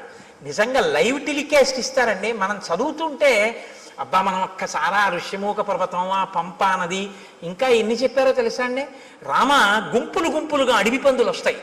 అడవి పందులు పంపా సరోవరంలో నీళ్లు తాగి పర్వత గుహల్లో ఆడుకుంటూ వెళ్ళి పడుకుంటాయి. పడుకున్న పెద్ద పెద్ద రంకెలు వేస్తాయి. ఆ రంకెలు ఎలా ఉంటాయో తెలుసా? ఆబోతు రంకెల్లా ఉంటాయి. అక్కడ గొన్నేనుగులు ఏమి ఆటలాడుతుంటాయో రామ, ఆ పర్వత శిఖరం చుట్టూ అవి తిరుగుతుంటాయి. వాటిని దాటి శిఖరం ఎక్కవలసి ఉంటుంది. ఇవన్నీ చెప్పి రామ తొందరగా బయలుదేరి సుగ్రీవుడితో స్నేహం చేసుకో. చాలా సంతోషం అన్నారు. మీరు ఆజ్ఞనిస్తే నేను బయలుదేరుతానన్నాడు. ఆయన వెళ్ళిపోయాడు. రామలక్ష్మణులు ఇద్దరూ బయలుదేరి శబరి ఉన్నటువంటి ఆ మతంగ మహర్షి యొక్క ఆశ్రమాన్ని చేరుకున్నారు. శబరి వెంటనే స్వాగతం చెప్పింది. స్వాగతం చెప్పి అంది, తౌచు దృష్ట్వా తదా సిద్ధ సముద్ధాయ కృతాంజలి రామస్య పాదౌ జగ్రాహ లక్ష్మణస్య చ ధీమతః పాద్యమాచమనీయం చ సర్వం ప్రాణాద్యధానిధి. ఆవిడ వెంటనే రామలక్ష్మణులు ఇద్దరి పాదములు పట్టుకుని అర్ఘ్యపాద్యములిచ్చి కూర్చోపెట్టి, నాయన రామ, నీ దర్శనం కోసమే నేను ఎదురు చూస్తున్నాను అని. అంటే రాముడు ఆవిడ్ని ప్రశ్నించాడు. ఇదే నేను మీతో అన్నది. రాముడు ఎవరితో ఎక్కడ ఎలా మాట్లాడతాడో మీకు అలవాటైతే ఎక్కడ ఎలా మాట్లాడాలో మీకు వచ్చేస్తుంది కొన్నాళ్ళకి. తాపసితో మాట్లాడుతున్నాడు కాబట్టి ఆయన ఎలా మాట్లాడతాడో చూడండి. తమువాచ తతో రామ శ్రమణీం సంసిత వ్రతాం కచ్చిత్తే నిర్జితాః విఘ్నాః కచ్చిత్తే వర్ధతే తపః కచ్చిత్తే నిహిత క్రోధాహారస్య తపోధనే కచ్చిత్తే నియమాః ప్రాప్తాః కచ్చిత్తే మనసః సుఖం కచ్చిత్తే గురు శుశ్రూషా సఫలా చారుభాషిణి. ఓ శబరి, నీ తపస్సు విఘ్నం లేకుండా కొనసాగుతోందా? నువ్వు ఆహారమును స్వీకరించేటప్పుడు నియమాన్ని ఉల్లంఘించకుండా ఆహారాన్ని తీసుకోవడంలో ఏ ఇబ్బంది లేకుండా తీసుకుంటున్నావంటే రుచికి లొంగకుండా ఉండగలుగుతున్నావా? కచ్చిత్తే వర్ధతే తపః, తపస్సు రోజు రోజుకి పెంచుకోగలుగుతున్నావా? ప్రతిరోజు నియమాలు పాటిస్తున్నావా? నీ మనసు సుఖంగా ఉంటోందా? నీ గురు శుశ్రూష బాగా జరిగిందా? నాకు వాటి గురించి చెప్పు. ఎవరిని ఏవడగాలో అవి అడగాలి. అడిగితే ఆవిడ చాలా సంతోషించింది. అద్యప్రాప్తా తపస్సిద్ధి తవ సందర్శనాన్మయ అద్యమే సఫలం తప్తం గురువశ్చ సుపూజితాః అద్యమే సఫలం జన్మ స్వర్గశ్చైవ భవిష్యతి త్వయిదేవ వరే రామ పూజితే పురుషర్షభ చక్షుషా తవ సౌమ్యేన పూతాస్మి రఘునందన గమిష్యాం అక్షయాన్ లోకాన్ తత్ప్రసాదాదరిందమా. నాయన, ఎప్పటి నుంచో నీ దర్శనం కోసమే ఎదురు చూస్తున్నాను. నా తపస్సు ఇంతకాలం నిర్విఘ్నంగా సాగింది అని గుర్తేమిటో తెలుసా? నా తపస్సు సిద్ధి పొందింది అనడానికి తార్కాణమే నీ దర్శనం. నీ దర్శనం కోసమే చూస్తున్నాను. నీ దర్శనం కోసమే ఇంతకాలం నుంచి ఎదురు చూస్తూ ఉన్న నాకు ఈ కన్నులతో నిన్ను చూసే భాగ్యం కలిగింది కాబట్టి, నేను ఉన్న ప్రయోజనం పూర్తయిపోయింది కాబట్టి నువ్వు అనుమతించిన తర్వాత ఇంకా నేను ఊర్ధ్వలోకాలకి వెళ్ళిపోతాను. మయాతు వివిధం వన్యం సంచితం పురుషర్షభ తవార్థే పురుష వ్యాఘ్ర పంపాయా స్థిర సంభవం. పంపానదీ తీరమునందు ఉన్నటువంటి అనేకమైన కందమూలములను ఫలములను నువ్వు ఎప్పుడొస్తావో నీకు పెడదామని నేను తీసుకొచ్చి దాచి ఉంచాను. అంటే మీరు ఈ మాటలో ఒక విషయం గుర్తుపెట్టుకోవాలి. శ్రద్ధ అని ఒకటి ఉంటుంది. శ్రద్ధ అంటే ఏమిటో తెలుసా అండి? ఎప్పుడో అప్పుడు రాముడు వస్తాడని తీసుకొచ్చి 2 దానిమ్మ పళ్ళు వచ్చి చూద్దాం, ఇవాళ కూడా ఇన్నాళ్ళు రాలేదు, ఇవాళ వచ్చేసాడు ఏంట్లే పోన్లే, దానిమ్మ పళ్ళు 2-3 రోజులు ఉంటాయి కాబట్టి 2-3 రోజులు రాకపోతే అప్పుడు మళ్ళీ తీసుకొద్దామని పెట్టి కూర్చోవడం కాదు. ద్రాక్ష పళ్ళ గుత్తి నైవేద్యం పెట్టడానికి ద్రాక్ష పళ్ళ గుత్తి నుంచి ద్రాక్ష పళ్ళు విడతీసి కడిగి నైవేద్యం పెట్టడానికి చాలా తేడా ఉందిగా. ఉందా లేదా? మీకు గుత్తిస్తే తింటారా? విడదీసి కడిగి పట్టరా అంటారా? అనరా? ఈశ్వరుడు తినాలంటే గుత్తిలా నైవేద్యం పెడుతున్నావు? నీకు తినాలని కోరుకుంటే పూజలో అంతర్భాగం చక్కగా పళ్ళన్నీ విడదీసి నీళ్లతో కడిగి పళ్ళెంలో చక్కగా అందులో మెత్తబడిపోయిన పళ్ళు తీసేసి మిగిలిన పళ్ళు వెండి పళ్ళెంలో నీ వెండి పళ్ళెం కూడా కాదుగా, ఇచ్చారుగా పెద్ద పళ్ళెం చక్కగా నైవేద్యం పెట్టమని, అందులో చక్కగా విశాలంగా పెట్టి రామ చక్కగా మెల్లగా అమ్మ నా తల్లి సీతమ్మ లక్ష్మణయ్య ఒక్కొక్క పండు తీసుకుని హాయిగా తినండి అని ఆ పళ్ళెం అక్కడ పెట్టి ప్రశాంతంగా నివేదన చెయ్యి. నువ్వు కడిగినందుకు పొంగిపోతాడు ఆయన, అది పూజ. ఓరి ఓరి ఓరి వీడు నేను తినాలని పళ్ళు కడుగుతున్నాడు సీత చూసావా అంటాడు. గుత్తి అక్కడెట్టి నైవేద్యం పెట్టాడు. ఏమండి చూసారా? అందులో చప్పబడిపోయినవి మెత్తపడిపోయినవి కుళ్ళిపోయినవి అన్నీ పెట్టేస్తున్నాడు. ఎదురుగుండా కనపడు గింజలు నేను విప్పి పెడుదును, కానీ తల్లి సీతమ్మ చూస్తోంది. అన్ని ద్రాక్ష పళ్ళు నువ్వే కడిగేసి అరటిపండు తొక్కలు నువ్వే తీసేసి అన్నీ పెట్టేస్తే మా ఆయనకి నేను పెట్టుకోవద్దయ్యా ప్రేమతో, అవి నాకి నేను విప్పి పెట్టుకుంటాను ఎంత బాగున్నాయో అంటోంది. అమ్మకి ఇస్తాను, అమ్మ విప్పి పెడుతుంది, ఇదిగో అమ్మ చేతిలో పెడుతున్నాను, ఇవి మీరు గింజలు ఒలుచుకు తినండి, ఇవి మాత్రం అమ్మ గింజలు ఒలిచే వరకు ఇవి తింటుండండి రామా అని మీరు భావన చేసి సంతోషంగా ఓసారి ఆ పళ్ళెం అక్కడ పెట్టి 2-3 నిమిషాలు సంతోషపడిపోయి మీ ఎదురుగుండా సీతారామ లక్ష్మణులు హనుమ ఉన్నారనుకుని అప్పుడు మీరు నైవేద్యం పెట్టి, నా స్వామి తింటున్నాడు, ఆయన తింటున్నప్పుడు ఆ పళ్ళరసం కంఠంలోకి దిగుతుంటే సంతోషంగా ఆయన చూస్తున్నాడని మీరు భావన చేస్తే నన్ను నమ్మండి, అది ప్రసాదమే, ఆయన తిన్న శేషం ఇది. అసలు ఆ భావన లేకపోతే మిమ్మల్ని నైవేద్యం పెట్టమని పంపించిన ఆయన యొక్క ద్రవ్యం వృధా తప్ప ఉపయోగమే ఉండదు. కాబట్టి నేను రోజూ పంపా సరోవరం నుంచి తెచ్చాను, పళ్ళు తెచ్చి అక్కడ పెట్టాను, రామ మీరు స్వీకరించండి, అక్కడ పెట్టింది. అంతేకాని కొరికి చూసింది, కొరికి చూసి పెట్టింది, ఇలాంటి పిచ్చి పిచ్చివన్నీ లేవు. ఆవిడ శుశ్రూష చేసింది గురువులకి, మతంగ మహర్షికి. ఆవిడికి తెలుసు ఎక్కడెలా ప్రవర్తించాలో. ఆవిడ శ్రద్ధ ఎక్కడా మీకు అర్థమవుతుందని నేను ఈ మాటలు చెప్పాను, నైవేద్యం పెట్టడం ద్రాక్ష పళ్ళ గుత్తి గురించి. ఆవిడ అలా ప్రతిరోజు సేకరించి తీసుకొచ్చి అక్కడ పెట్టింది. ఏమో రాముడు వస్తారేమో పెట్టుకోవాలి, ఎప్పటి పళ్ళప్పుడు. నేను చైతన్య కుసుమ ప్రియా అమ్మవారు. అందుకే అమ్మవారికి బంగారు తామరలతో బంగారం పూలు చేయించామని అంటారు. బంగారం పూలతో చేయిస్తే మీరు గుర్తుపెట్టుకోండి జాగ్రత్తగా, చాలామంది చేసేస్తారు కానీ దానికి ఒక కాడ ఉంటుంది. రెండో రోజు ఎవరో ఏం చేస్తాడు, ఇలా తీస్తాడు ఆ పూలు, అది గీసుకుని అమ్మవారి పాదానికి ఎర్రగా ఉన్న నా తల్లి పాదం మీద గీత పడి చిన్ని నెత్తుటి చుక్క పైకి చిందిందనుకోండి, మీరు 1,000,000 జన్మలు ఎత్తినా మీ పాపం పోదు. ఎవడు చేయమన్నాడు ఆ పూలు? ఓ గడ్డి పువ్వు తెచ్చి అక్కడ పెట్టు చాలు. అందుకే ఆవిడ చెప్పింది చైతన్య కుసుమ ప్రియా, నేను చైతన్యం ఉన్న పువ్వుల్ని ఇష్టపడతాను అని చెప్పింది ఆవిడ. ఈ బంగారం పూలు వెండి పూలు తెచ్చేమని ఆవిడ చెప్పలేదు, ఎవడో విర్రెక్కినవాడు మొదలెట్టాడు ఇవన్నీ. కాబట్టి అలాంటి పిచ్చి పనులు అనవసరం. చైతన్య కుసుమాలు ప్రకృతిలో వచ్చాయి, వాటితో చేస్తే చాలు. అందుకే ఏ ఋతు పుష్పములను ఆ ఋతువునందు పూజ చేస్తే ఈశ్వరుడు ప్రీతి చెందుతాడు. అసాధారణమైనవి తెచ్చే ప్రయత్నం చేయకూడదు. అక్కడ నీకు లభ్యమయ్యే వాటితో చేస్తేనే ఈశ్వరుడు సంతోషిస్తాడు ఎప్పుడు. శ్రద్ధ. కాబట్టి శబరి వాటినన్నింటినీ అక్కడ పెట్టింది. ఇహతే భావితాత్మానో గురవేమే మహావనే జుహావాంచక్రియే తీర్థం మంత్రపూజితం.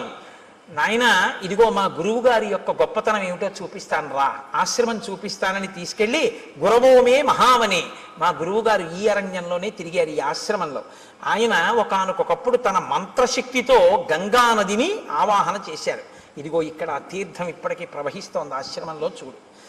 ఇయం ప్రత్యక్షస్థలీవేది ఎత్ర తేమే మనస్కృతాః పుష్పోపహారం కుర్వంతి శ్రమదుద్వేషిభిః కరైః. చాలా బడలిపోయినటువంటి నీరసంతో ఉన్న శరీరంతో ఉపవాసములు చేసి చేసి ఉన్నటువంటి శరీరం కాబట్టి భగవంతుని యందు ధ్యానంలో ఒళ్ళు మరిచిపోయిన వారు కనుక లేచి పుష్పమాల ఇలా వణికిపోతున్న చేత్తో స్వామికి సమర్పించారు. ఇక్కడే ఆయన అగ్నికార్యం చేశారు. వాళ్ళు వెళ్ళిపోయి చాలా కాలమైంది. నువ్వు చిత్రకూట పర్వతం మీద ఉన్నప్పుడు వాళ్ళు దివ్య విమానాలు ఎక్కి వెళ్ళిపోయారు. రామ ఇప్పటికీ వేదులు ఎలా ప్రకాశిస్తుంటాయో చూడు, దిశలన్నీ ప్రకాశిస్తాయి ఈ వేదుల వల్ల. వాళ్ళు చేసినటువంటి అగ్నికార్యం ఇప్పటికీ అంత తేజస్సుతో ఉంది. తేషాం తప ప్రభావేన తస్యాద్యాపి రఘుత్వః ద్యోతయంతి దిశ సర్వాః శ్రియా వేద్యోతుల ప్రభా. అశక్నువద్భిస్తైర్గంతుం ఉపవాస శ్రమాలసైః చింతితేభ్యగతాన్ పశ్య సహితాన్ సప్తసాగరాన్. చింతితేభ్యాగతాన్ పశ్య, ఎంత గొప్ప మాట అండి.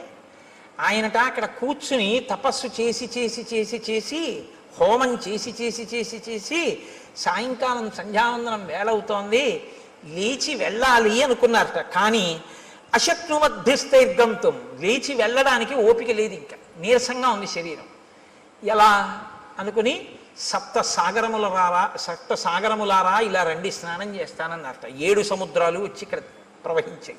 నా గురువు గారు ఇందులో స్నానం చేశారు రామా, చూడండి ఆవిడ. అంటే ఈ జాతి యందు ఋషుల యొక్క శక్తి ఏమిటో చూస్తున్నారు మహర్షి రామచంద్రమూర్తి. అద్యాపి నామశుష్యంతి ప్రదేశే రఘునందన. మా గురువుగారు శిష్యులు ఇక్కడే నారచీరలు ఒంటి మీద బట్టతో స్నానం చేయాలి, చేసి ఆ బట్ట పిండి ఆరేశారు. వారి శరీరమునకు తగిలిన కారణం చేత ఆ చీరలు ఆరలేదు. అది వాళ్ళ తపశ్శక్తి. దేవకార్యాన్ని కుర్వద్భిః యానీమాని కృతాని వైః పుష్పైః కువలయై సార్థం మ్లానత్వం నోపయాంతి వై. వాళ్ళు చేతులతో ముట్టుకుని ఇక్కడ దేవతలకి పుష్పాలు సమర్పించారు. ఆ పువ్వులు ఇన్ని సంవత్సరములైన వాడవు, అలాగే ఉన్నాయి చూడు. ఇది మా గురువు గారి గొప్పతనం. కాబట్టి రామ, నేను నీ గురించి ఎదురు చూస్తున్నాను. నీకు ఆతిథ్యం ఇమ్మని మా గురువుగారు చెప్పారు, దర్శనం చేసుకుని ఆతిథ్యం ఇచ్చి రమ్మన్నారు, ఇటుగా రాముడు వస్తాడు ఆతిథ్యం ఇవ్వడానికి ఉండాలన్నారంటే రామచంద్రమూర్తి ఆగమనానికి ఎలా ఎదురు చూశారో చూడండి.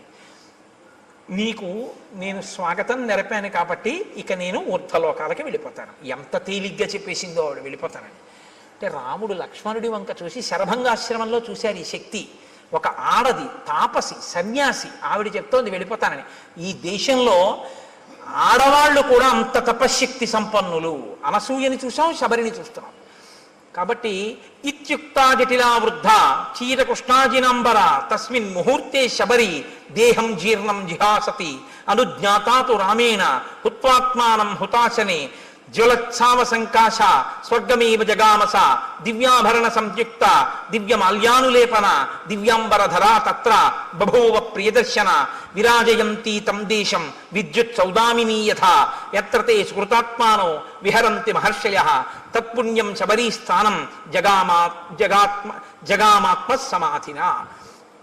ఆవిడ కట్టుకున్నటువంటి నారచీర, ఆవిడ కట్టుకున్నటువంటి కృష్ణాజినాంబరం మొదలైనటువంటి వాటిని విడిచిపెట్టేసేసి ఆవిడ ఏవి కట్టుకుందో వాటితోటే అక్కడ అగ్నిహోత్రాన్ని రగల్చి అగ్నిహోత్రంలోకి ప్రవేశించి తన శరీరాన్ని కూడా అగ్నిహోత్రంలో వ్రేల్చింది. ఆ శరీరము అగ్నిహోత్రమునందు తప్తమైపోతూ ఉండగా మెరుపు తీగ ఎలా ఉంటుందో అటువంటి శరీరం కింద మారిపోయి దివ్యమైనటువంటి ఆభరణములు, దివ్యమైనటువంటి వస్త్రములు ధరించినదై ఈయన చూస్తుండగానే నమస్కారం చేస్తూ స్వర్గలోకానికి చేరిపోయి ఇత పూర్వం ఆమె సేవించిన గురువులు ఎక్కడున్నారో, ఆ గురువుల శిష్యులు ఎక్కడున్నారో అక్కడికి ఈవిడ కూడా వెళ్ళిపోయింది. గురు సేవ ఎంత గొప్పదో నిరూపిస్తుంది శబరి వృత్తాంతం. గురువుగారిని సేవించినందుకు శబరి ఆ స్థితిని పొందింది రామాయణంలో. అందుకే రాముడికి అన్నిటికన్నా ఇష్టం గురుసేవ. కాబట్టి తత్పుణ్యం శబరీ స్థానం జగామాత్మ సమాధిన. ఆవిడ వెళ్ళిపోయిన తరువాత రాముడు లక్ష్మణుడితో కలిసి సప్తానంచ సముద్రాణం యేషు తీర్థేషు లక్ష్మణ ఉపస్పృష్టంచ విధివత్ పితరశ్చాపి తర్పితాః ప్రణష్టం అశుభం తత్వత్ కళ్యాణం సముపస్థితం తేన తత్వేన హృష్టం మే మనో లక్ష్మణ సంప్రతి హృదయేహి నరవ్యాఘ్ర శుభం ఆవిర్భవిష్యతి. ఇది ఎందుకు మనం స్నానం చేయాలో తెలుసుకోవాలి. రాముడు వెంటనేట అక్కడ సప్తసాగరములను ఋషులు తీసుకొచ్చారు కదండి, అందులో స్నానం చేసి పితృతర్పణం చేశాట. చెయ్యగానే అన్నట్ట, మన దుర్దశ పోయింది లక్ష్మణ, ఇప్పుడు నా మనస్సు ఉల్లాసాన్ని పొందుతోంది, నాకు మంగళములు కనపడుతున్నాయి, నా మనస్సు ప్రసన్నమై ఏదో మంచి జరగబోతోంది అని తెలుస్తోంది. ఇంత గొప్ప తీర్థంలో స్నానం చేయడం వల్ల మన పాపం నశించింది అన్నాడు. మీరు చెప్తే ఆశ్చర్యపోతారు. ఒకనకొకప్పుడు ఒక ఆయన చాలా ఇబ్బందుల్లో ఉండేవాడు. ఆయన వెళ్ళి స్నానం చేసే స్థితిలో లేడు. ఎందుకంటే ఆయనకు అప్పటికి ఒక యాక్సిడెంట్ అయ్యి కట్టు కట్టారు. ఆయన చాలా కష్టాల్లో ఉంటే ఒక మహాత్ముడు ఒక ఆయనతో కలిసి నేను వాళ్ళ ఇంటికి వెళ్ళడం జరిగింది. ఆయన నన్ను అడుగుతున్నాడు, ఏమండి నేను చాలా ఇబ్బందుల్లో ఉన్నాను, సాధారణంగా ఇలాంటి ప్రశ్నలు ఏదో ఈయన చెప్పగలను అనుకుంటా, రామాయణం చెప్తావని చెప్పగలనా, ఏదో పాపం వాళ్ళ సంతోషం అడుగుతూ ఉంటారు, ఏం చేయమంటారు అంటే నేను ఆలోచిస్తున్నాను ఏం చేయమని చెప్దాం. యాక్సిడెంట్ అయింది, కాళ్ళు విరిగిపోయి కట్లు కట్టేశారు, ఏం చేయమని చెప్తే ఏం చేయగలడు అని ఆలోచిస్తుంటే నాతో వచ్చిన మహాత్ముడు పక్కుని నవ్వన్నారు, ఎందుకంటే దానికి అంత బాధపడతారు, ఇక మీకేమీ అవదు, పుష్కరం నుంచి సీసాతో నీళ్లు తెచ్చుకు చల్లుకోకండి, కారు చేయించుకుని మీ ఊళ్ళో పుష్కరాలు అవుతున్నాయిగా, గోదావరి పుష్కరాలు, ఒక్కసారి నదిపాయ మీకు దగ్గరగా ఎక్కడుందో అక్కడికి వెళ్ళి ఆ ఒడ్డున కూర్చుని ఇలా వంగండి, కింద కట్లు తడవకూడదు కానీ తల తడవచ్చుగా, గోదావరిలో నీళ్లు తీసుకొచ్చి సంకల్పంతో మీ తల మించి కంఠం తడిచే వరకు పోసుకోండి, తడిబట్టతో ఒళ్ళు తుడుచుకుని ఇంటికి రండి, మీ దరిద్రం అక్కడతో పోతుంది అన్నాడు. మీరు నమ్ముతారా? నేను యథార్థం చెప్తున్నా, రామాయణం చెప్తూ. ఆయన నిజంగా వెళ్ళి ఆ పుష్కర స్నానం చేశాడు అంతే. ఇవాళ ఆయన ఎంత సంతోషంగా ఉన్నాడో, ఇక మళ్ళీ ఆయన ఏమీ పట్టుకోలేదు. తీర్థస్నానం అంటే ఉత్తినే రాలేదండి, మహాత్ముల యొక్క సంకల్ప శక్తితో వచ్చాయి. ఒక గోదావరి ఉత్తినే రాలేదు, గౌతమ మహర్షి యొక్క తపఫలం. అందుకే నదులు ఎక్కడెక్కడ ఈశ్వరుడు ఉంటే అక్కడికక్కడికి వెళ్ళి చుట్టుకుంటాయి. ఎవరి దారి నేర్పారని? కృష్ణమ్మ ఉంది, విజయవాడ కనకదుర్గమ్మని సేవిస్తుంది, మంగళగిరి వెడుతుంది, అమరేశ్వరుణ్ణి సేవిస్తుంది. అక్కడి నుంచి ఎవరు చెప్పారని శ్రీశైలం వెళ్ళిపోతుంది. ఆ లోయల్లో వెళ్ళిపోయి అక్కడికి వెళ్ళి ఆ పాతాళ గంగా జలమజ్జన నిర్మలాంగా భస్మ త్రిపుండ్ర సమలంకృత పాలభాగా గాయంతి దేవముని భక్త జనాభవంతం శ్రీమల్లికార్జున విభో తవ సుప్రభాతం అన్నీ వదిలిపెట్టి శ్రీగిరిని చుట్టుకుంటుంది. దానికి ప్రదక్షిణం చేసి వెళ్ళిపోతుంది. ఎవరు నేర్పారు నదికి? ఆ నదుల గొప్పతనం అవే. అవి ఈశ్వరుణ్ణి సేవిస్తాయి. ఋషులు తీసుకొచ్చారు వాటిని. మాకు దక్షారామంలో సప్తగోదావరి అని ఉంది, ఋషులు తీసుకొచ్చారు. దాని స్నానమే, దాని ఫలితమే. కాబట్టి రాముడు స్నానం చెయ్యగానే ప్రసన్నుడయ్యాడు. స్నానం శక్తి ఇస్తుందా అండి అంటే నువ్వు ఆ నమ్మకంతో చేసి చూడు. నీకు ట్యాబ్లెట్లో ఏ కంపోజిషన్ ఉందో అందులో ఏముందో నీకు విరేచనాలు అవుతుంటే నీకు ఏ సూక్ష్మ క్రిముల వల్ల వచ్చాయో ఇది వేసుకుంటే నీ రక్తంలో ఎలా కలుస్తుందో ఆ బ్యాక్టీరియా ఎలా చచ్చిపోతుందో నీకు తెలిస్తే చచ్చిపోయా? డాక్టర్ గారు 3 పూట్ల వేసుకోమన్నాడు, వేసుకున్నావు, చచ్చిపోయా లేదా? విరేచనాలు తగ్గాయా లేదా? డాక్టర్ గారు చెప్తే మాత్రం నేను ఎలా వేసుకుంటానండి, ఇందులో ఏముందో నాకు తెలియాలండి, తెలిస్తేనే నేను వేసుకుంటానండి అంటే ఒక్కనాడే తగ్గదు. నీ నమ్మకం ప్రధానం. మణి, మంత్రము, ఔషధము మూడింటికే నమ్మకం. కాబట్టి ఇప్పుడు నమ్మాడు, నమ్మి స్నానం చేశాడు, ఫలితం వస్తుంది. విశ్వాసమే ఈశ్వరుడు. మనం ఒక ఎక్కడికైనా పవిత్రమైన చోటుకెడితే తీర్థస్నానం తప్పకుండా చెయ్యాలి.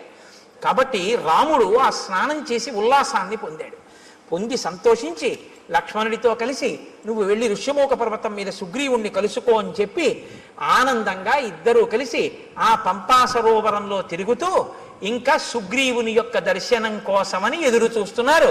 రేపటి రోజున మహానుభావుడు హనుమ సుగ్రీవుడు ఆ వానరుల యొక్క దర్శనం, సీతమ్మ తల్లి జాడ కనిపెట్టడం వైపుకి కథ తిరుగుతుంది. ఇక్కడతో అరణ్యకాండ పూర్తయింది. కాబట్టి మనం ఒక్కసారి రామనామం చెప్పుకుని 11 పర్యాయాలు సంతోషంగా తర్వాత మంగళహారతి ఇచ్చిన తర్వాత ప్రసాదం స్వీకరించి బయలుదేరదాం. నారదాది మహామునీంద్రులు నమ్మినది శ్రీరామనామము, రామనామము నీవు నేనను భేదమేమియు లేకయున్నది రామనామము. రామనామము రామనామము రమ్యమైనది రామనామము, గౌరికిది ఉపదేశ నామము కమలజుడు జపించు నామము. రామనామము రామనామము రమ్యమైనది రామనామము, గోచరంబగు జగము లోపల గోప్యమైనది రామనామము. రామనామము రామనామము రమ్యమైనది రామనామము, వాదభేదాతీతమగు వైరాగ్యమే శ్రీరామనామము. రామనామము రామనామము రమ్యమైనది రామనామము, సకల జీవులలోన వెలిగే సాక్షిభూతము రామనామము. రామనామము రామనామము రమ్యమైనది రామనామము, శిష్ట జనముల దివ్య దృష్టికి స్పష్టమగు శ్రీరామనామము. రామనామము రామనామము రమ్యమైనది రామనామము, పాలు మీ గడ పంచదారల పక్వమే శ్రీరామనామము. రామనామము రామనామము రమ్యమైనది రామనామము, సిద్ధమూర్తులు మాటి మాటికి చేయున్నది శ్రీరామనామము. రామనామము రామనామము జానకీ హృత్కమలమందున అలరుచున్నది రామనామము. రామనామము రమ్యమైనది రామనామము,